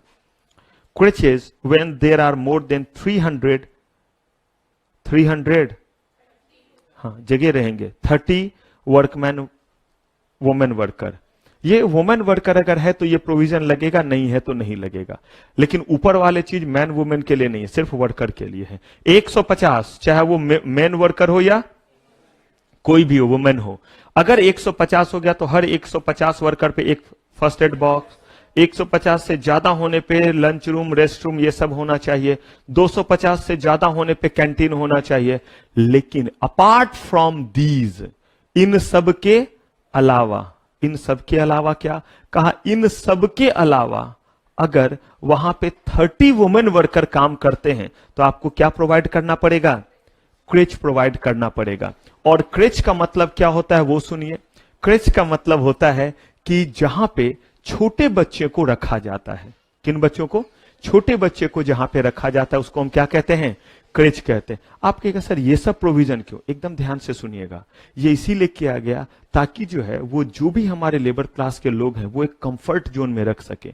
मान लीजिए कि आप सुनते होंगे कि अगर जो है वो अगर दोनों वाइफ हस्बैंड दोनों वर्किंग हैं तो अपने बच्चे को जो जब ऑफिस जा रहे होते हैं, क्योंकि सरवाइव करना कम पैसे में पॉसिबल नहीं है, तो दोनों काम कर रहे होते हैं। अगर मान लीजिए एक ही काम कर रहा है, अच्छे जॉब में है, तो ऐसे केस में दूसरे लोग काम छोड़ भी देते हैं, या फिर जो है वो मैनेज कर लिया तो ठीक है। अगर दोनों के बिना घर ना चले तो क्या करना पड़ेगा? मजबूरी है, बच्चे को कहां छोड़ के जाते हैं? किसी प्ले हाउस या ऐसे जगह जहां बच्चे का वो ख्याल रखते हैं, वहां खाना पीना सब खिलाते हैं। जरा सोचिए, रामदीन, हरिया, राम खिलावन, उनको कितना पैसा मिलता है? दिन भर के दिहाड़ी के 500 रुपए, 600 रुपए, 400 रुपए ऐसे ही मिलते हैं। ऐसे केस में जो है भगवान ने उनके घर पे बरकत भी इतनी दे दी है इंसानों की कि गुड्डू, चुन्नी, मुन्नी, बबली, पुंकी, बहुत सारे जहां पैसे कम वहां इंसान की बरकत देख लीजिए। और मैंने पहले ही बोला, जहां पे पैसे ज्यादा वहां बच्चे जो है वो एक आध दिखेंगे। कह रहे हैं कि अब उतने लोगों का कैसे भरण पोषण करें। तो राम दुलारी कह रही है कि मैं भी आपके साथ चलती हूं, मैं भी काम करूंगी। आप देखिएगा साइट वगैरह पे दोनों काम कर रहे होते हैं, और काम कर रहे होते तो उसमें करना क्या है, बच्चे को रख दिया कहीं पे जो छोटे जगह है जहां पे लोग ज्यादा नहीं है, जहां रूल से काम नहीं होता है, वहां पे दिन में मान लीजिए हमारे आपके घर काम करने आए, या जहां कंस्ट्रक्शन हो रहा है, छोटा सा कंस्ट्रक्शन, 2 मंजिला मकान बन रहा है, 3 मंजिला मकान, वहां भी वो काम कर रहे होते हैं। बस बच्चे को छोड़ दिया। हमारे आपके घर में बच्चे को, उतने छोटे बच्चे को छोड़ के जाते हैं तो बोल के जाते कि देखते रहना बच्चे को, मतलब अकेला भी नहीं छोड़ना है, बच्चे को क्या देखता रहूं। याद है मुझे जब छोटा वगैरह था ना, तो फुआ वगैरह जो है वो कहती थी, मैं भी छोटा, हमेशा मैं ऐसे बूढ़ा नहीं आया था, मैं भी कभी छोटा था। तो जब मैं छोटा था तो बुआ वगैरह छोटे बच्चे अगर थे तो कहती थी देखते रहना इसको।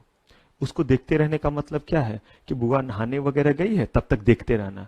अब वो पैर ऐसे ऐसे कर रहा है, ऐसे ऐसे कर रहा है, मैं उसको देखते रहूं। अरे मैं बड़ा रहता तो कोई बात है, मैं भी बच्चा था, मुझे लगता था मैं जाके खेलूं ना, कि इस बच्चे को ऐसे ऐसे कर रहा है और मैं उसे क्या करता रहूं, मैं उसे जो है वो देखता रहूं। गुस्सा तो ऐसा आता था कि तू देख अब तुझे दिखाता हूं। लेकिन बच्चा छोटा होता था तो नहीं करती, क्योंकि कुछ नहीं समझता, मैं ऐसे ऐसे कर रहे हैं, हम देख रहे। अब ध्यान आए कि ऐसा क्यों बोलती थी कि आंगन वगैरह में उसे रख देती थी ताकि धूप वगैरह लगे, वही धूप से विटामिन डी दिस दैट। लेकिन अभी वो इतना छोटा बच्चा कि कबूतर कौवा भी आके चोंच मार दे, कुछ नहीं कर पाएगा। तो हम लोग बड़े थे तो भगाते थे, थोड़ा बड़ा होगा तो मचोड़ के ना रख दे वो कबूतर कौवे को। अब सोचिए वैसा ही छोटा बच्चा रहता है यहाँ पे, तो वो बच्चा एक कैसे खेलता है वो देखिए, एक पत्थर दूसरा पत्थर, उससे मार रहा होता है बच्चा।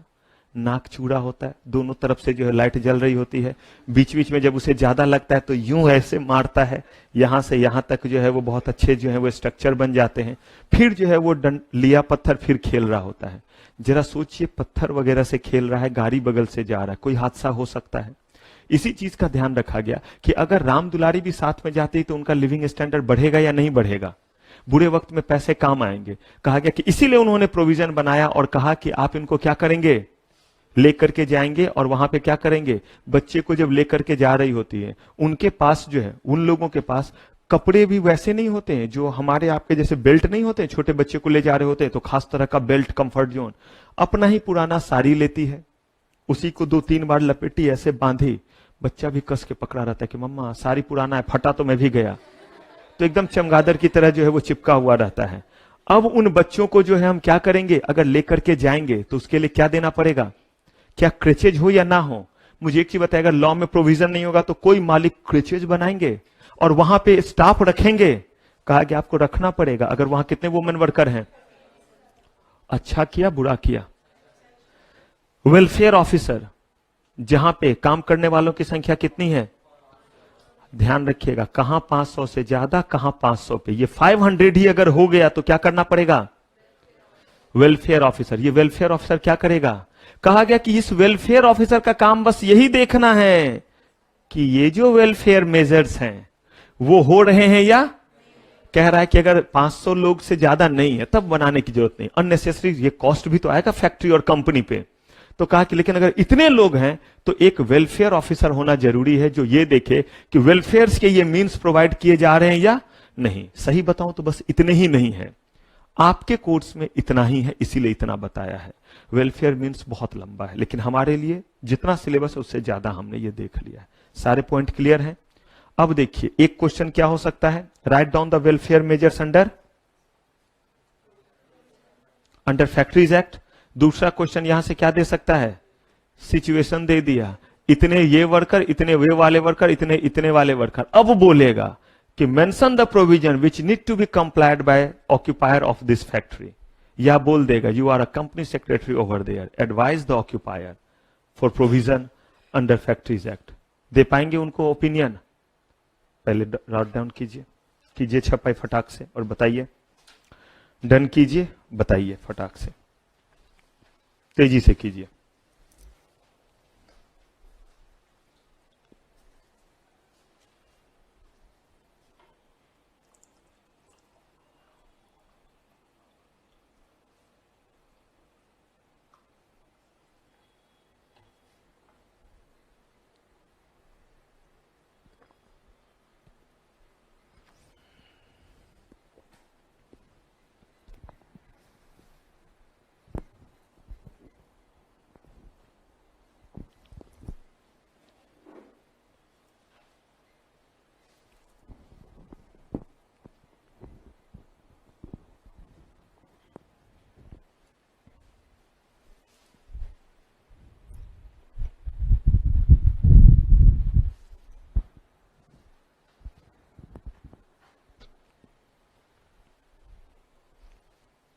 इसमें कोई चेंज है या एज इट इज है?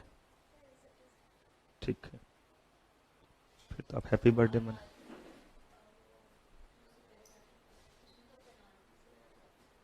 अब निकलेगा वो, आपके पास बुक ही नहीं थे तो इसलिए पेज नहीं निकला ना। वो याद नहीं है, मैंने बोला था कि when everybody has book then we will start the book. तब वो बुक से आपको दिखलाऊंगा ना कि उसमें क्या है कैसे।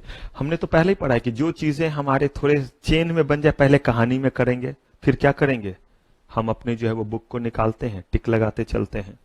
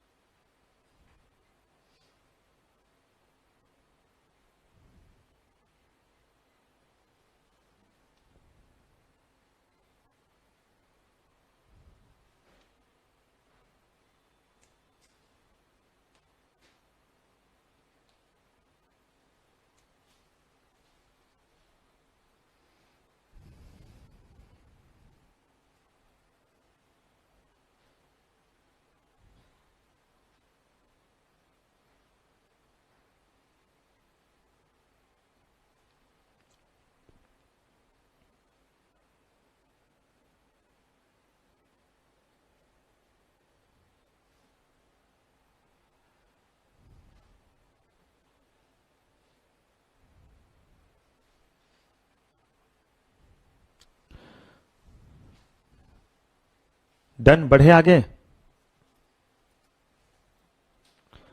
चलिए, तो हमने देखा फैक्ट्रीज एक्ट में एक प्रोविजन देखा हेल्थ को लेकर के, दूसरा देखा किसको लेकर के, सेफ्टी लेकर के, तीसरा वर्किंग आवर, चौथा वेलफेयर। बढ़े अब यहां से आगे। हाँ जी, पीछे वाले ब्लू ब्लैक, डन, बढ़ूं। अब देखिए एम्प्लॉयमेंट ऑफ यंग पर्सन, यहां पे ध्यान रखिएगा, ये जो वर्ड यंग पर्सन है, इस यंग पर्सन का मतलब क्या है। कह रहे हैं कि ऐसे हम किसी को यंग और किसी को ओल्ड एज के अकॉर्डिंग कह देते हैं, लेकिन यहां जब बोला जाएगा तो किस एक्ट के अकॉर्डिंग, फैक्ट्रीज एक्ट के अकॉर्डिंग कहा जाएगा। Children below 14 years of age shall not be employed. तो सबसे पहला चीज तो प्रोहिबिशन, 14 साल से कम उम्र के बच्चे को फैक्ट्री में काम पे नहीं रखेंगे। एब्सोल्यूट क्या है, प्रोहिबिशन, नहीं रखेंगे। लेकिन अगर कोई बच्चा जिसका उम्र 14 साल हो गया हो, याद रखिए 14 से कम, 14 से कम के बच्चे को हम काम पे नहीं रखेंगे। लेकिन अगर किसी की उम्र कितनी है, 14 साल या उससे ज्यादा, लेकिन कितने से कम है, 15 से कम, तो इसको हम चाइल्ड कहते हैं। जिसका उम्र 14 से कम हो उसे तो काम पे ही नहीं रखते हैं, लेकिन जिसकी उम्र 14 से ज्यादा हो, 14 या उससे ज्यादा हो लेकिन 15 से कम हो, उसको हम चाइल्ड कहते हैं। और ये किस कैटेगरी में आता है, यंग पर्सन के कैटेगरी में। जो एक कैटेगरी आया उसे कहते हैं चाइल्ड। एकदम ध्यान से सुनिए, आपके सर चाइल्ड में तो बच्चा होता है। यहां पे एक्ट में उन्होंने बोला कि यंग पर्सन को दो कैटेगरी में इन्होंने बांटा है, एक चाइल्ड है और एक एडोलसेंट है, नाम दिया है। तो चाइल्ड इन्होंने किसको कहा है, इन्होंने चाइल्ड उसको कहा है जिसकी उम्र 14 साल या उससे क्या है, ज्यादा है, लेकिन किससे कम, उसे हम चाइल्ड कहेंगे। क्या उसे काम पे रख सकते हैं, हां या ना, रख सकते हैं। रीजन ये है कि हमारे देश में स्थिति बहुत बुरी है, कितने बार उतने उम्र के बच्चे को पूरे परिवार का जो है वो बेसिकली कहिए भार उठाना पड़ता है। रीजन ये कि रामदीन जो है वो कमबख्त निकम्मा निकल गया, जबरदस्त जो है वो गंगा जल का सेवन करता था, करते करते जो है वो एक दिन नाले में ही जो है वो जय माता दी। अब ऐसे में जो है वो परिवार का सारा बोझ किसके ऊपर, आगे आ गया, चुन्नू पे आ गया। अब चुन्नू जो है काम ना करे तो काम कैसे चले, या तो चुन्नू जो है वो कहीं छीना झपटी करे या उसे काम करने दिया जाए। तो हालात को देखते हुए गवर्नमेंट अभी मजबूर है। 14 साल तक को तो बोलती है कि भाई जो भी होगा हम देखेंगे करेंगे, चाहे वो देखे ना देखे, लॉ तो बना ही दी है कि उतने तक को काम करने नहीं देंगे। लेकिन 14 साल से ज्यादा या 14 साल का है और 15 साल से कम का है तो वो चाइल्ड के कैटेगरी में आएगा, जो कि यंग पर्सन के कैटेगरी में आता है। And he is allowed to work, but instead of 9 hours in a day, he is allowed to work for how many hours? 4.5 hours। यानी कि 4.5 घंटे आप उसे काम पे रख सकते हैं, उससे ज्यादा नहीं रखेंगे क्योंकि उसका बॉडी अभी वैसा नहीं है कि वो क्या कर सके, उससे ज्यादा काम कर सके। वर्किंग आवर इनका जो होगा वो क्या होगा, इनका वर्किंग आवर कह रहे 6 AM से कहां तक, 10 PM तक हो सकता है। इसके बाद किसी शर्त पे नहीं होगा और इससे पहले किसी शर्त पे नहीं होगा, जबकि बाकी लोगों का स्टेट गवर्नमेंट से परमिशन लेकर के नाइट शिफ्ट में भी फैक्ट्री चल सकती है अगर परमिशन ले लिया गया है तो।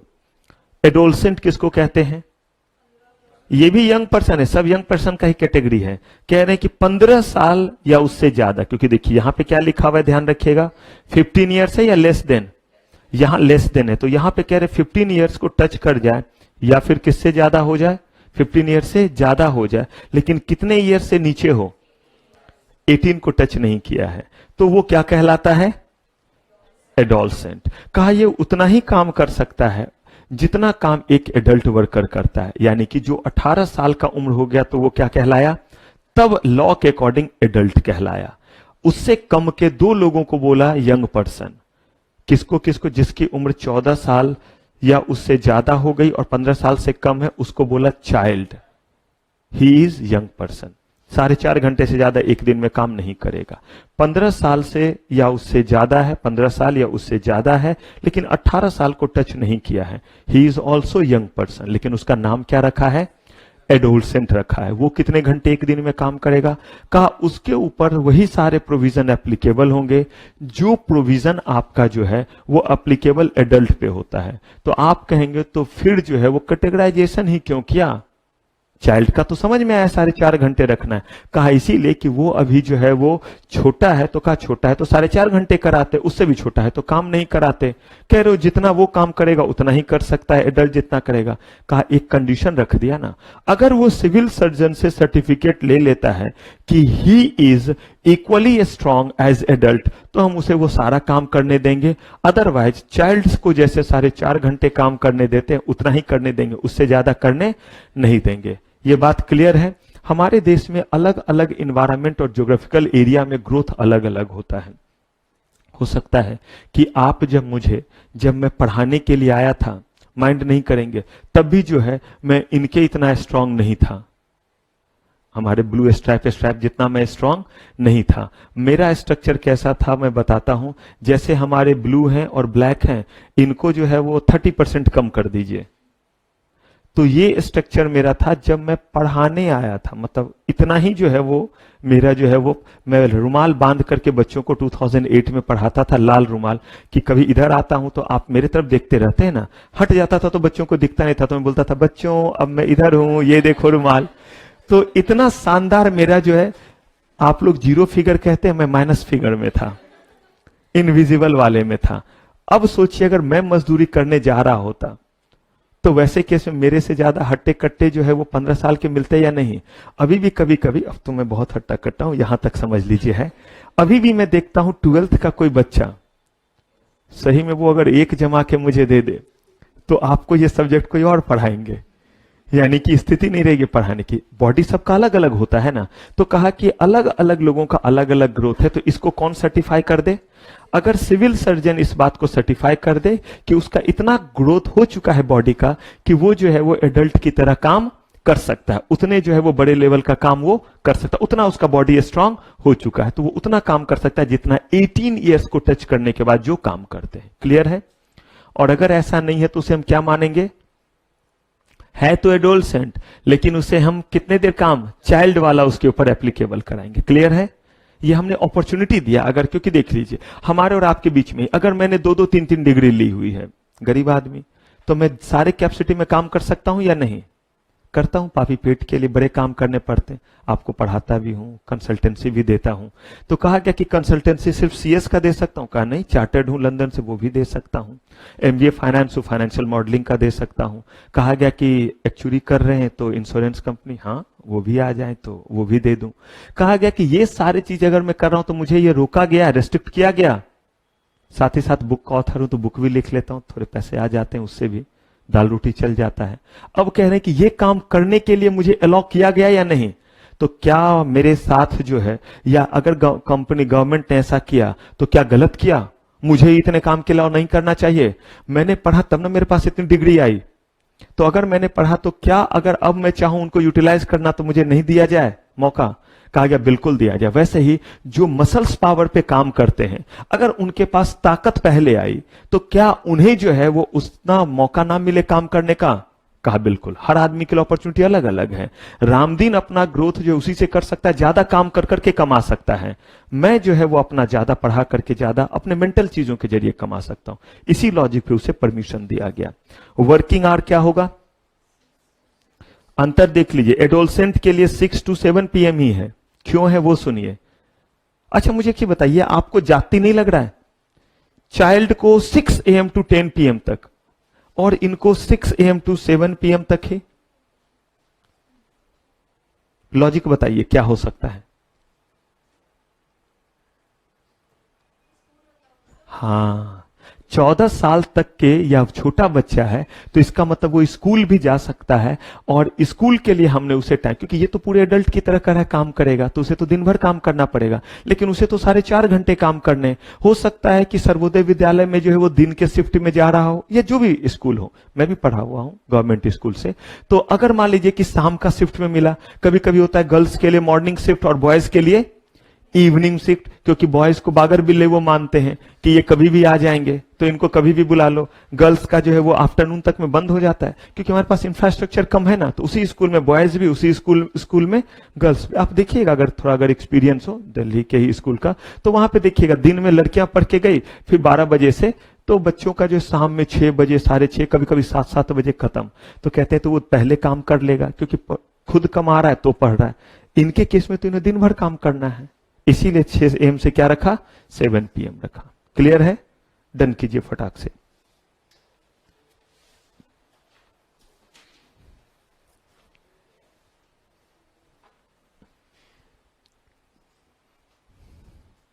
आप समय वगैरह देख रहे हैं ना इसमें, टाइम, ईयर, समय मतलब वो नहीं क्लास खत्म कर नहीं, यहां समय का मतलब है यही 14 ईयर्स, 15 ईयर्स, ये सारा कुछ।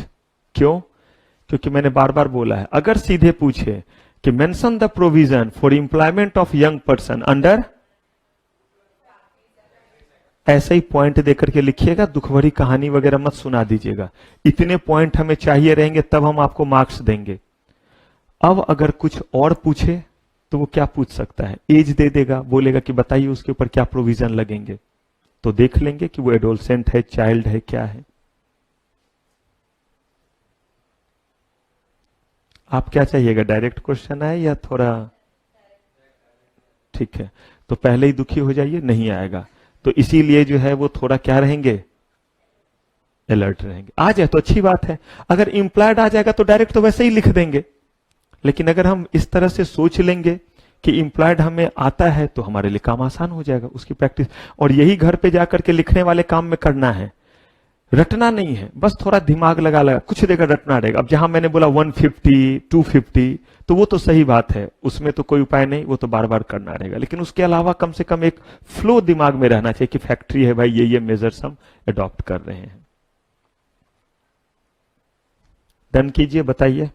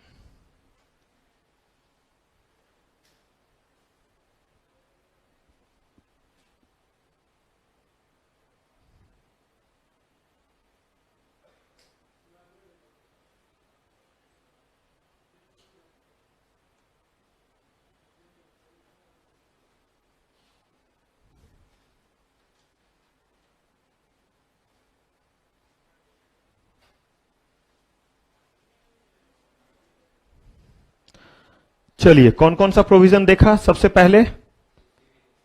पहला था हमारा हेल्थ, फिर वर्किंग आवर्स, फिर उसके बाद ठीक है एनुअल लीव विथ वेजेज। क्या इनको कोई छुट्टी मिलेगी? और छुट्टी का मतलब क्या है कि भाई जहां छुट्टी मिले और पैसे ना कटे, छुट्टी क्यों नहीं मिलेगी? आप काम छोड़ दीजिए, छुट्टी ही छुट्टी है। लेकिन यहां जो हम छुट्टी की बात कर रहे हैं वो ये है कि worker having work how many days, वो देखिए आपने पिछले साल अगर 240 दिन काम किया है तो ऐसे केस में अब इस साल हर जितने 20 डेज आप काम करेंगे उस पे आपको क्या मिलेगी? एक छुट्टी। और ये एक छुट्टी का मतलब है कि वो छुट्टी लेने पे पैसे नहीं कटेंगे। लेकिन क्यों बोला जिसने पिछले साल 240 दिन काम किया है? अगर मान लीजिए नया वर्कर ही आज ही आया है और कहता 20 दिन काम किया, एक दिन छुट्टी, कहता वो नहीं, हम उसे वीकली ऑफ दे रहे हैं, ये उसके अलावा है।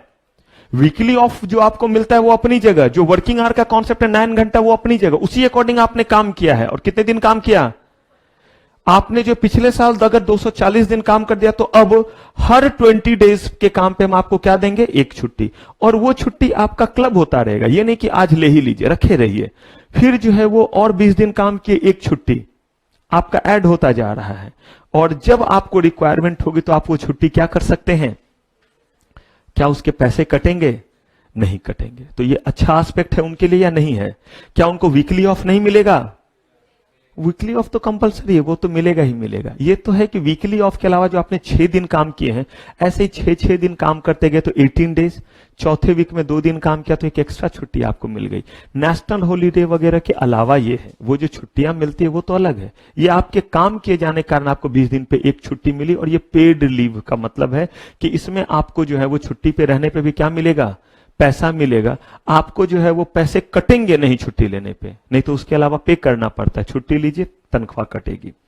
लेकिन चाइल्ड के केस में देखिए कितने दिन पे ठीक किया या नहीं किया? बच्चे को कह रहे हैं कि हर 15 दिन के काम पे क्या मिलेगा? एक छुट्टी मिलेगा। अच्छा है, छोटा है, रामदीन बड़ा है तो उसको 20 दिन पे एक देते, इसको 15 दिन पे एक। इनका मैक्सिमम जो है वो छुट्टी 30 हो सकता है और चाइल्ड का कितना हो सकता है? 40। अब आप कहिएगा इसका क्या मतलब है? अगर 20 दिन पे एक छुट्टी मिलेगी तो आप कहिएगा सर साल भर में तो होगी भी नहीं इतनी। 20 दिन पे एक छुट्टी का मतलब है कि अगर पूरे साल में उसने 360 दिन काम किया, ठीक है, मान लिया 360 दिन, तो इसको डिवाइड कीजिए 20 से, तो कितने हुए? 18 छुट्टी। यही होगा ना मैक्सिमम। या 365 भी कर दिया तो भी तो पूरा नहीं हो रहा, बहुत होगा तो 19 होगा। आप कह रहे हैं कितना तक कम्युलेट हो सकता है? और वैसे ही इनका छुट्टी हर 15 दिन पे। कह रहे इसका मतलब यह है कि आपको छुट्टी नहीं लेना है तो छुट्टी ऐड करते जाइए। ये साल बीता, फिर अगले साल तो आएगा, आपकी छुट्टी जो है वो ऐड होती जाएगी होती जाएगी होती जाएगी। लेकिन जब 30 छुट्टी हो जाएगा तो उसके बाद 31 छुट्टी ऐड नहीं होगा। आप कहिएगा तब सर क्या होगा? तो फिर वो आपका वेस्ट जाएगा।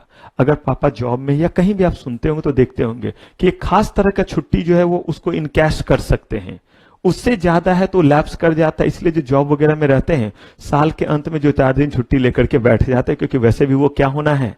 लैप्स करना है। कहा गया कि अगर मान लीजिए किसने एक दिन की ले ली तो ठीक है, अब 29 हो गया तो फिर अब हर 20 दिन काम करेगा तो एक और हो जाएगा, फिर 30 हो जाएगा।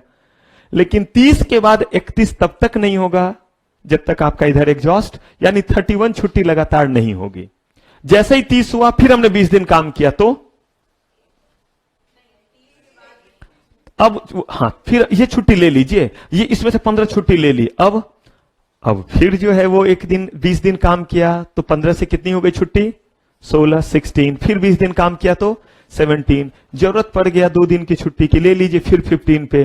फिर चलते जाएगा, फिर जरूरत ही नहीं पड़ा, 30 पे पहुंच गए, कोई बात नहीं है। अब फिर 20 दिन काम किया तो 31 31 छुट्टी नहीं होगी। ऐसे ही किसके लिए ये 40 दिन है? चाइल्ड के लिए। क्लियर है? डन कीजिए।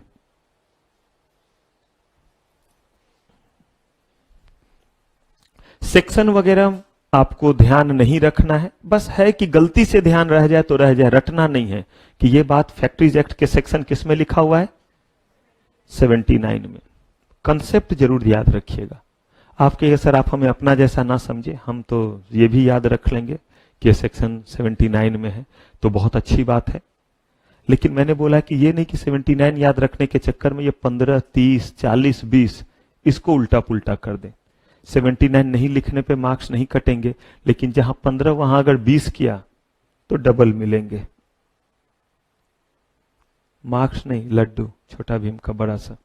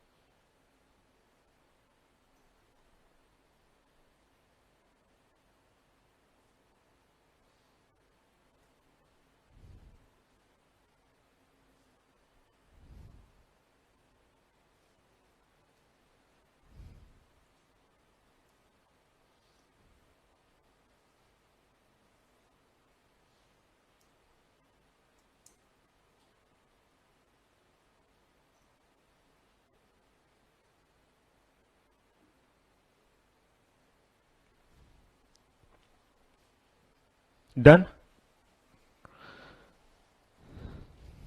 अब आ गए हम लोग उस मुकाम पे जिसके डर से ऑक्यूपायर सारे प्रोविजंस को क्या करते हैं, फुलफिल करते हैं। हमने 5 एस्पेक्ट देखे हैं, एक बार फटाफट करें। सबसे पहले ये एक्ट एप्लीकेबल किन के ऊपर है, हर वो जगह जो क्या है फैक्ट्री है, उनके किस पर्सन को ये कंप्लायंस पूरे करने हैं, ऑक्यूपायर, जिसको हम लूज लैंग्वेज में कह देते हैं मालिक, मालिक कह देते हैं, उसको ही जो है ऑक्यूपायर द मैनेजर कहते हैं। उनको फुलफिल करना है। उनको जो फुलफिल करना है वो हेल्थ से रिलेटेड कंप्लायंसेस करने थे, सेफ्टी से रिलेटेड करने थे, वर्किंग आवर्स से रिलेटेड था, फिर वेलफेयर से रिलेटेड था, यंग पर्सन से, और एनुअल। क्या इतने ही प्रोविजन है फैक्ट्रीज एक्ट में? नहीं, बहुत प्रोविजंस हैं जो उनको कंप्लाई करने हैं। आपके लिए इतने ही मेन प्रोविजन क्या किया गया है, कोर्स में दिया हुआ है। कोई बात नहीं है, जितना है उतना ही जानलेवा है, क्योंकि एक चैप्टर में 16 ऐसे एक्ट पढ़ने हैं। जस्ट इमेजिन अगर गलती से पूछ दे कि right the name of all the act of this chapter, तो वो भी अपने आप में मुश्किल क्वेश्चन हो गया, नहीं हो गया? यहां तो उसमें से प्रोविजन पूछे जाने की बारी है। अब अगर उन कंप्लायंसेस को आपने फुलफिल नहीं किया, कौन सा, सेफ्टी, हेल्थ, वर्किंग आवर, जो भी हमारा वेलफेयर मेजर्स था, एनुअल लीव वाला, क्रेचेज वगैरह जो जहां थे, अगर नहीं किया तो आइए देखते हैं क्या करेंगे। राज्याभिषेक करेंगे, दूध से नहलाएंगे ऑक्यूपायर को, जो है उन्हें जो है वो बाहुबली की तरह जो है माहेश्मती का सिंहासन देंगे। देखिए अब क्या करने वाले हैं। For contravention of provision of the act, और इस एक्ट के किसी भी प्रोविजंस को कॉन्ट्रावेंट किया जो पढ़ाया हूं, या इस एक्ट पे कोई अगर रूल भी बना हुआ है, तो रूल बनता है चीजों को, प्रोसेस को पूरा करने के लिए। कहा कि इस एक्ट से रिलेटेड आसान शब्दों में कुछ भी गड़बड़ घोटाला अगर किया तो इन जनरल आपको free lunch, free dinner, free accommodation, पोसंपा भाई पोसंपा, कितने दिन तक के लिए, 2 साल के लिए, और एंड दोनों लिखा हुआ है। साथ में हम आपसे कितने तक का फाइन ले सकते हैं, 1 लाख का। इच्छा हुई तो दोनों लेंगे, लाख रुपए तक का फाइन भी ले सकते हैं, और आपको फ्री लंच, फ्री एकोमोडेशन कितने साल तक का, 2 साल का। इच्छा हुई तो 1 महीने की देंगे, 2 महीने की देंगे, देखेंगे कितना बड़ा कॉन्ट्रावेंशन किया। ज्यादा इच्छा हुई तो कहां तक ले जाएंगे, 2 साल तक आपको जो पूरा अतिथि सत्कार देंगे। और फाइन कितना तक लगा सकते हैं, 1 लाख है या 1 लाख तक? ध्यान रखिएगा, कुछ जगह पे मिनिमम भी बताऊंगा, मिनिमम नहीं बताया है, मैक्सिमम कितना हो सकता है, वो चाहे तो 10 रुपए का भी लगा सकते हैं। मैक्सिमम कितना इंप्रीजमेंट है, 2 इयर्स। 1 दिन का भी हो सकता है, 1 घंटे का भी हो सकता है। आपने एक बार कॉन्ट्रावेंशन किया, ध्यान से समझिएगा, और उसको कंटिन्यू कर रहे हैं। अब यह क्या मतलब हुआ, मैंने आपको बोला कि आज का रिवीजन अगले क्लास में करके आएंगे। अब आप अगले क्लास में आते हो, रिवीजन करके नहीं आए हैं, कॉन्ट्रावेंशन है या नहीं? कॉन्ट्रावेंशन है तो मैंने आपको सुनाया, अब बोलेगा सर सुनाते भी हो तो अच्छा है, अगले दिन आना ही नहीं है। तो सुनाया आपको कि भाई ऐसे कैसे काम चलेगा। अब जब सुना दिया तो आप सोचते हैं कि छोड़ो, मेरी बेइज्जती खराब कर ही दी। अगले दिन भी नहीं आप रिवाइज करके आए। क्यों? क्योंकि आपने सोचा जब मुझे सुना ही दिया गया तो अब तो मुझे करने की जरूरत है नहीं, मुझे तो डांट लग ही गया। अब अगर अगले दिन भी नहीं आए तो कॉन्ट्रावेंशन मेड गुड हो गया या कंटिन्यू है? मेड गुड का मतलब होता है जो गलती किया ठीक कर लेना। कल नहीं करके आए, मैंने बोला नहीं करके आए, नालायक, या जो भी बोला होनहार। आप अगले दिन कर लिए और बोले सर दिल पे लग गई, पूछ लो सर, कुछ भी कर लिया, ठीक है, कॉन्ट्रावेंशन मेड गुड हो गया। अगले दिन भी आते फिर भी नहीं करते हैं, तो कंटिन्यू है या नहीं कॉन्ट्रावेंशन? जैसे ही 150 लोग हुए और आपने जो है 150 से ज्यादा हुआ और आपने क्या नहीं रखा, 150 से ज्यादा पे हमारा क्या है, रेस्ट रूम नहीं बनाया। 150 से ज्यादा है और फर्स्ट एड बॉक्स एक नहीं है, तो जिस दिन हुआ उस दिन अगर नहीं इंतजाम किया तो कॉन्ट्रावेंशन तो उसी दिन हुआ, अगले दिन भी रेस्ट रूम नहीं कराया। क्यों? आप सोचते हैं ये तो हो ही गया, अब क्या करें? अगले दिन वो चीज कंटिन्यू है या नहीं? अभी भी रेस्ट रूम नहीं बना है, 5वां दिन, कॉन्ट्रावेंशन कंटिन्यू या नहीं? तो ऐसे हर दिन कंटिन्यू रहने पे कितने हैं? 1000 हर दिन का चलता रहेगा। इधर एक बार का जो मिला सो मिला, आप जेल में भी फिर भी चल रहा है ये कार्यक्रम, और हर दिन के कॉन्ट्रावेंशन का कितना? 1000 on contravention pertaining to safety और डेंजरस ऑपरेशन। सेफ्टी को लेकर के अगर कुछ गड़बड़ किया तो जो ऊपर में मिला वो तो है ही, in addition to that sweet dish के रूप में जो मिलेगा वो देखिए। मेन कोर्स तो ऊपर में है, एक्ट को कॉन्ट्रावेंट किया, सेफ्टी को लेकर के कुछ पॉइंट दिया हुआ या नहीं दिया हुआ है? सेफ्टी में जो है वो क्यों इतना जो इंफेसिस दे रहे हैं? जान जाने वाली बात है, मूविंग चीज है, कहीं पे भी जो मशीन में लगा हुआ है, आपने फेंस नहीं किया हुआ, मैंने बताया कट कट कट, अकेला राम दिन अब 2 राम दिन, डबल मेहनत करेगा ज्यादा पैसा आएगा, कहा नहीं, जिंदा नहीं है।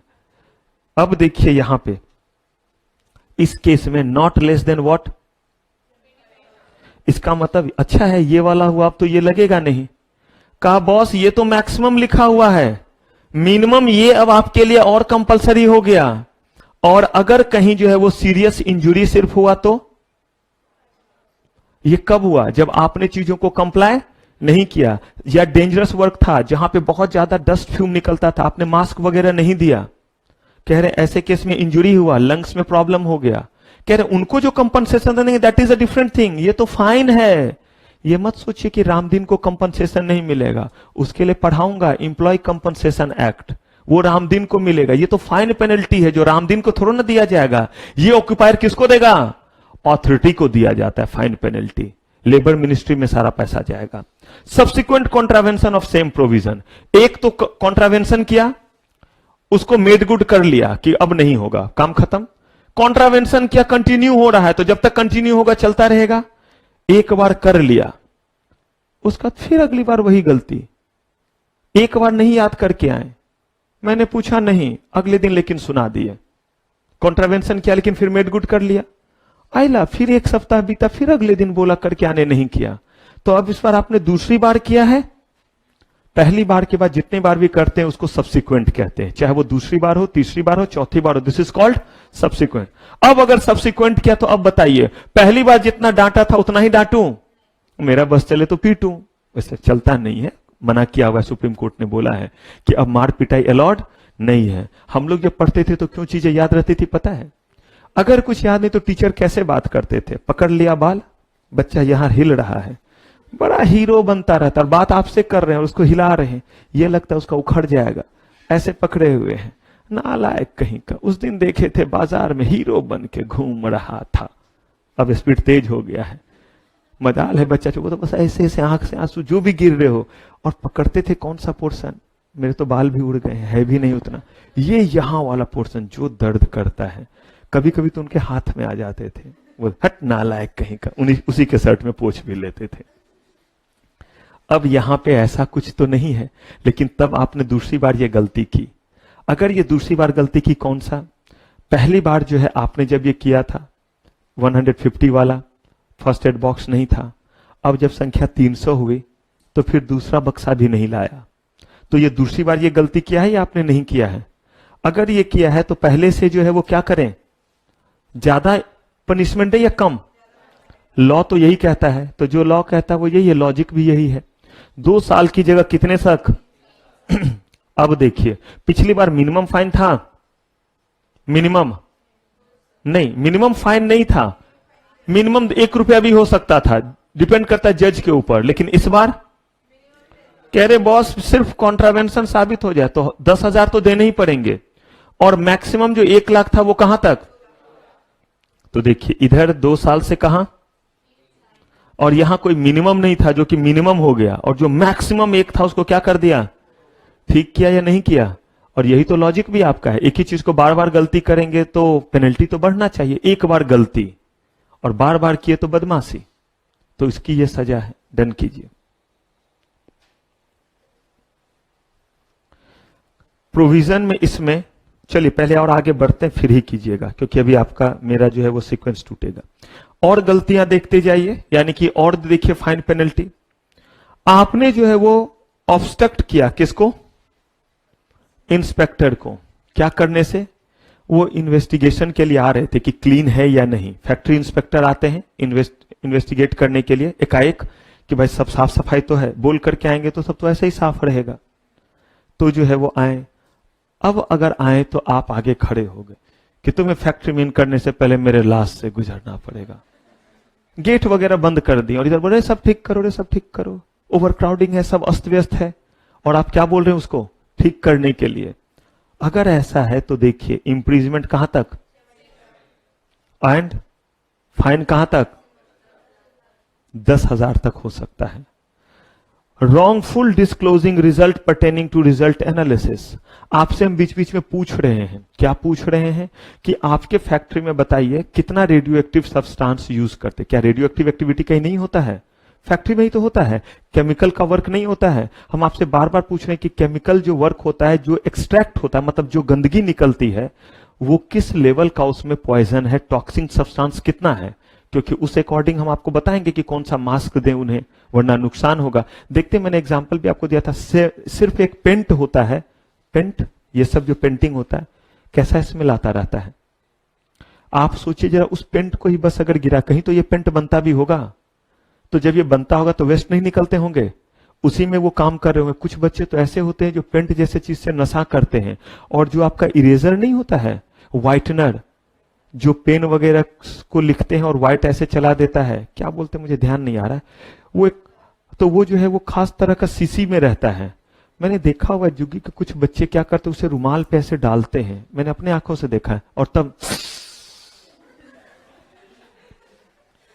एक तो मुंह पहले ही अजीब लगता है, ऊपर से ऐसे मैंने देखा है। मैंने अपने कूड़े वाले को अपने आंखों से ये करते हुए देखा है, जो कूड़ा हमारे घर से उठा के ले जाता है, वो 3 बच्चे वगैरह हैं, वो ठेले पे लेके जो जाते हैं फिर मेन जगह फेंकते हैं, नीचे खड़ा है और ऐसे करके।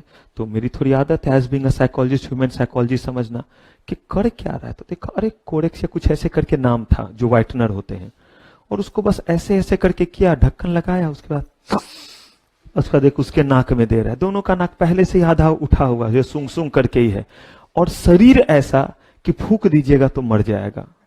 मतलब क्योंकि ऐसे तरह की चीज को कर रहा है, खाने के लिए पूरे पैसे नहीं है, लेकिन इस तरह की चीजों को बोला कि ये आप क्या करेंगे, गलत डिस्क्लोज किया हमें, उसमें ज्यादा जो है वो टॉक्सिक सब्सटेंस था, आपने हमें क्या बताया, गलत बताया। वहां के लोगों के हेल्थ को नुकसान हुआ या नहीं हुआ?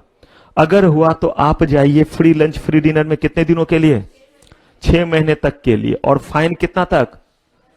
और दिमाग अगर ढीला हुआ या दिमाग जो है वो आटा माजी सटक ली तो फिर क्या करेंगे? दोनों ही देंगे। For contravention of provision pertaining to compulsory disclosure of information by occupier, specific responsibility of occupier और right of worker to work imminent danger. अगर कोई कहीं काम कर रहा है तो सबसे पहले आप रामदीन को बताइए, रामदीन यहां पे पत्थर की घिसाई होती है, यहां पे सीमेंट का वर्क होता है, उससे छोटे छोटे डस्ट पार्टिकल निकलते, इससे इंसानों को सिलिकोसिस नाम की बीमारी तक हो सकती है, जिससे लंग्स खराब हो जाता है। हम सेफ्टी का इंतजाम करेंगे, लेकिन ये खतरा है, यहां पे करोगे मंजूर है, उसी के अकॉर्डिंग वेजेज भी मिलते हैं। अगर आपने ये बताया नहीं और उसको काम पे रखा, क्या फर्क उसे पड़ रहा है। आप देखिएगा सीमेंट का जो बोरी ढो रहे होते हैं, आप अंदाजा नहीं लगा सकते हैं उसकी लाइफ कितनी है, ज्यादा दिन नहीं बच सकता, क्योंकि वो सीमेंट इतना हार्मफुल है और वो जब एलिमेंट जाता है बहुत नुकसान करता है। क्या करे, यहां तो कल का ठिकाना नहीं, खाएंगे क्या, तो लंबा आयु कौन देखे। कल जिएंगे तब ना वर्षों जिएंगे, एक एक दिन से ही तो वर्षों जिएंगे। पहले कल खाएंगे तो बचेंगे, कल खाने को नहीं रहा तो 10 साल उम्र भले कम हो जाए, लेकिन नहीं खाएंगे तो ये तो आज मर जाएंगे। तो कहा कि आप उनको ये बताइए, और ये चूंकि उनके सेफ्टी से रिलेटेड, तो इस केस में देखिए इंप्रीजमेंट कितना। अब आप देखिए ये खतरे वाली बात है, किसी को बरगला करके आप रख रहे हैं, तो आप उसी अकॉर्डिंग देखिए 3 साल से बढ़ा करके कितना कर दिया, और फाइन कितना कर दिया। लेकिन यहां पे अगर कंटिन्यूएशन है, यहां कंटिन्यूएशन था तो देखिए कितना लगाया था, लेकिन इसमें कंटिन्यूएशन के कारण हर दिन उसके जान पे खतरा बढ़ता जा रहा है। कितना है। और एक चीज और देखिए, इंप्रीजमेंट जो है वो 7 से बढ़ करके कितने साल, अगर ये कॉन्ट्रावेंशन कितने दिन तक चल जाता है, इसीलिए क्योंकि अगर ये लगातार वहां चला तो पता नहीं कितने लोगों के हेल्थ को नुकसान होगा। तो हम लॉ बना करके प्रोटेक्ट ही तो कर सकते हैं। क्यों इतने कड़े कानून बनाए गए, क्योंकि हमारे देश में कानून अगर जो है वो क्या बने, कड़ा बन जाए, तो ऑटोमेटिकली क्या हो जाता है, ऑटोमेटिकली जो है वो थोड़ा सा क्राइम रुक जाता है। आप मुझे क्या बताइए, अभी आपने देखा ना मोटर व्हीकल्स एक्ट चेंज हुआ है, पहले 100 रुपया जो है वो लगता था, आप अगर जो है वो रेड लाइट को क्या कर रहे हैं, अब शायद 5000 कर दिया गया है, 5000। हेलमेट नहीं पहनने पे 100 था, अब 1000 कर दिया गया है। देखिएगा नया जो अभी आया है, जो पास हो चुका है। पहले क्या होता था कि लोग जो है वो रेड लाइट पे खड़े हैं, ट्रैफिक वाले मामू हैं, वो आपको देख रहे हैं, आप उन्हें देख रहे हैं, जैसे ही जो है वो रेड लाइट है आप करें हुई हुई, तो ट्रैफिक वाले मामू बोले, आप बोल रहे हुई, वो बार बार बोल रहा है, आप बोल रहे वो बोला है, आप बोलते निकल गए। बस उन्होंने कॉल कर दिया, अगले पकड़े भी गए, पकड़े गए तो आपने स्टाइल से यहां से 100 का पत्ता निकाला और दे दिया, ऐसे करके दिया, ऐसे वैलिड वगैरह ऊपर में रखे हुए थे, दे दिया। अब वो क्या कर सकता है, इससे ज्यादा कुछ कर सकता है। उसने चालान काट दिया, चालान आपको दे दिया, आपने नेहरू जी की तरह उसे यहां लगा लिया, चाचा नेहरू की तरह। क्यों ये गुलाब का फूल आपने लगा लिया, क्योंकि आज और 24 घंटे आपका रेड लाइट जंप करने का चालान नहीं कट सकता। मतलब आपको खुली छूट मिल गई सबका मर्डर करने का। आज आप जितने भी रेड लाइट आप जंप कर, क्योंकि 24 घंटे के भीतर सेम चालान नहीं कटता था पुराने एक्ट के अकॉर्डिंग। अब क्या किया है, एक तो लगेंगे 5000, और दूसरा अगर सेम डे आपका दूसरे बार कॉन्ट्रावेंशन हो गया तो आपका ड्राइविंग लाइसेंस एक बार पंच कर दिया जाएगा। और अगर ऐसा पंच पूरे लाइफ में 3 बार हो गया तो आप पूरे जिंदगी, इस जन्म में पुनर्जन्म लेके फिर आ सकते हैं, इस जन्म में आप इंडिया और वर्ल्ड के किसी कोने में जो है वो गाड़ी नहीं चला पाएंगे। अब देखिएगा कि रेड लाइट जंप करना कितना कम हो जाएगा। पहले हेलमेट नहीं पहन, जानबूझ करके हेलमेट यहां रखे हुए हाथ में, अबे चलना, और अच्छा लगता था, चलना उस गली से तुझे निकालता हूं, मस्त, कुछ नहीं भैया, हेलमेट रखे हुए हैं, पहन लोगे तो क्या है जो उस गली से चले जाएंगे। वो हेलमेट पहनना आपके लिए ही तो है। अब उस पे 1000 का रखा है, अब हेलमेट पहनेंगे लोग। 100 रुपए का पहले था, अब कितना अफसोस होगा कि एक नहीं 4 पहन लेता, इससे अच्छा 1000 रुपए चले गए। तो कभी कभी आपके सुरक्षा के लिए भी क्या करना पड़ता है, एक्ट को मजबूत करना पड़ता है। तो हमने देखिए 16 में से एक एक्ट क्या कर लिया, पढ़ लिया। अब आपके पास नेक्स्ट क्लास में कोशिश कीजिएगा सबके पास बुक हो, तब हमारा खुद ब खुद स्पीड अप, क्योंकि लिखने में ज्यादा टाइम जाता है, समझा हर चीज, और आपके पास जब बुक रहेगा तो और समझाने में मजा आएगा। क्यों, क्योंकि समय हमारा कम लगेगा और हम चीजों को और क्या कर सकते हैं, एक्सप्लेन कर सकते हैं। और एज इट इज जो है वो आपके बुक में क्या किया हुआ है, ये दिया हुआ है, बड़े अच्छे से पॉइंट्स बना बना करके। तो हमने फैक्ट्रीज एक्ट के प्रोविजन तो पढ़ लिए, लेकिन अब कह रहे बस इतना ही। हमारे देश में अनएम्प्लॉयमेंट इतना ज्यादा है कि हम सारा फैसिलिटी तो दे रहे हैं, लेकिन जब वो काम करने के लिए आ रहे तो रामदीन को बोल रहे 300 रुपया। अगर आप कभी देखे हो, मैं एक इलाके से आता हूं, उस जगह का नाम लेबर चौक है, वहां पे लेबर खड़े रहते, जैसे जैसे दिन ढलता जाता है उसका मुंह देखिएगा, सुबह में मुंह जो है वो खुला हुआ रहता है, छोटा सिकुड़ता जाता है, क्योंकि पता नहीं आज अब काम अब मिलेगा या नहीं मिलेगा, कोई मुझे आज काम पे ले जाएगा या नहीं ले जाएगा। ऐसे में आप जाकर के उसे कहते हैं कि घर का काम है, 200 रुपए दूंगा, तो तैयार हो जाएगा। इसी चीज को रोकने के लिए गवर्नमेंट ने मिनिमम वेजेस एक्ट बनाया और कहा कि कितना वेजेस देंगे वो अलग अलग तरह के जो है वो एक्ट अलग अलग तरह के काम में अलग अलग रहेगा, हर राज्य में अलग अलग रहेगा, इवन एक राज्य में भी अलग अलग हो सकता है। डिपेंड करता है कि वहां पे उस काम की कितनी रिक्वायरमेंट है, कैसे ये बनता है, कैसे इसे फिक्स करते हैं और नहीं फॉलो करने पे क्या पनिशमेंट मिलता है, ये सब हम लोग देखेंगे नेक्स्ट एपिसोड में। तो यहां तक के चीजों को क्या करेंगे, एकदम अच्छे अच्छे से रिवाइज कर लेंगे, घर पे लिखने का काम करते रहिएगा। दिक्कत हो मैंने फोन नंबर दिया है, उस समय पे कॉल कर सकते हो। तो फिलहाल आज के लिए आपकी मेरी सेवा समाप्त। थैंक यू वेरी मच, आपका बहुत बहुत धन्यवाद।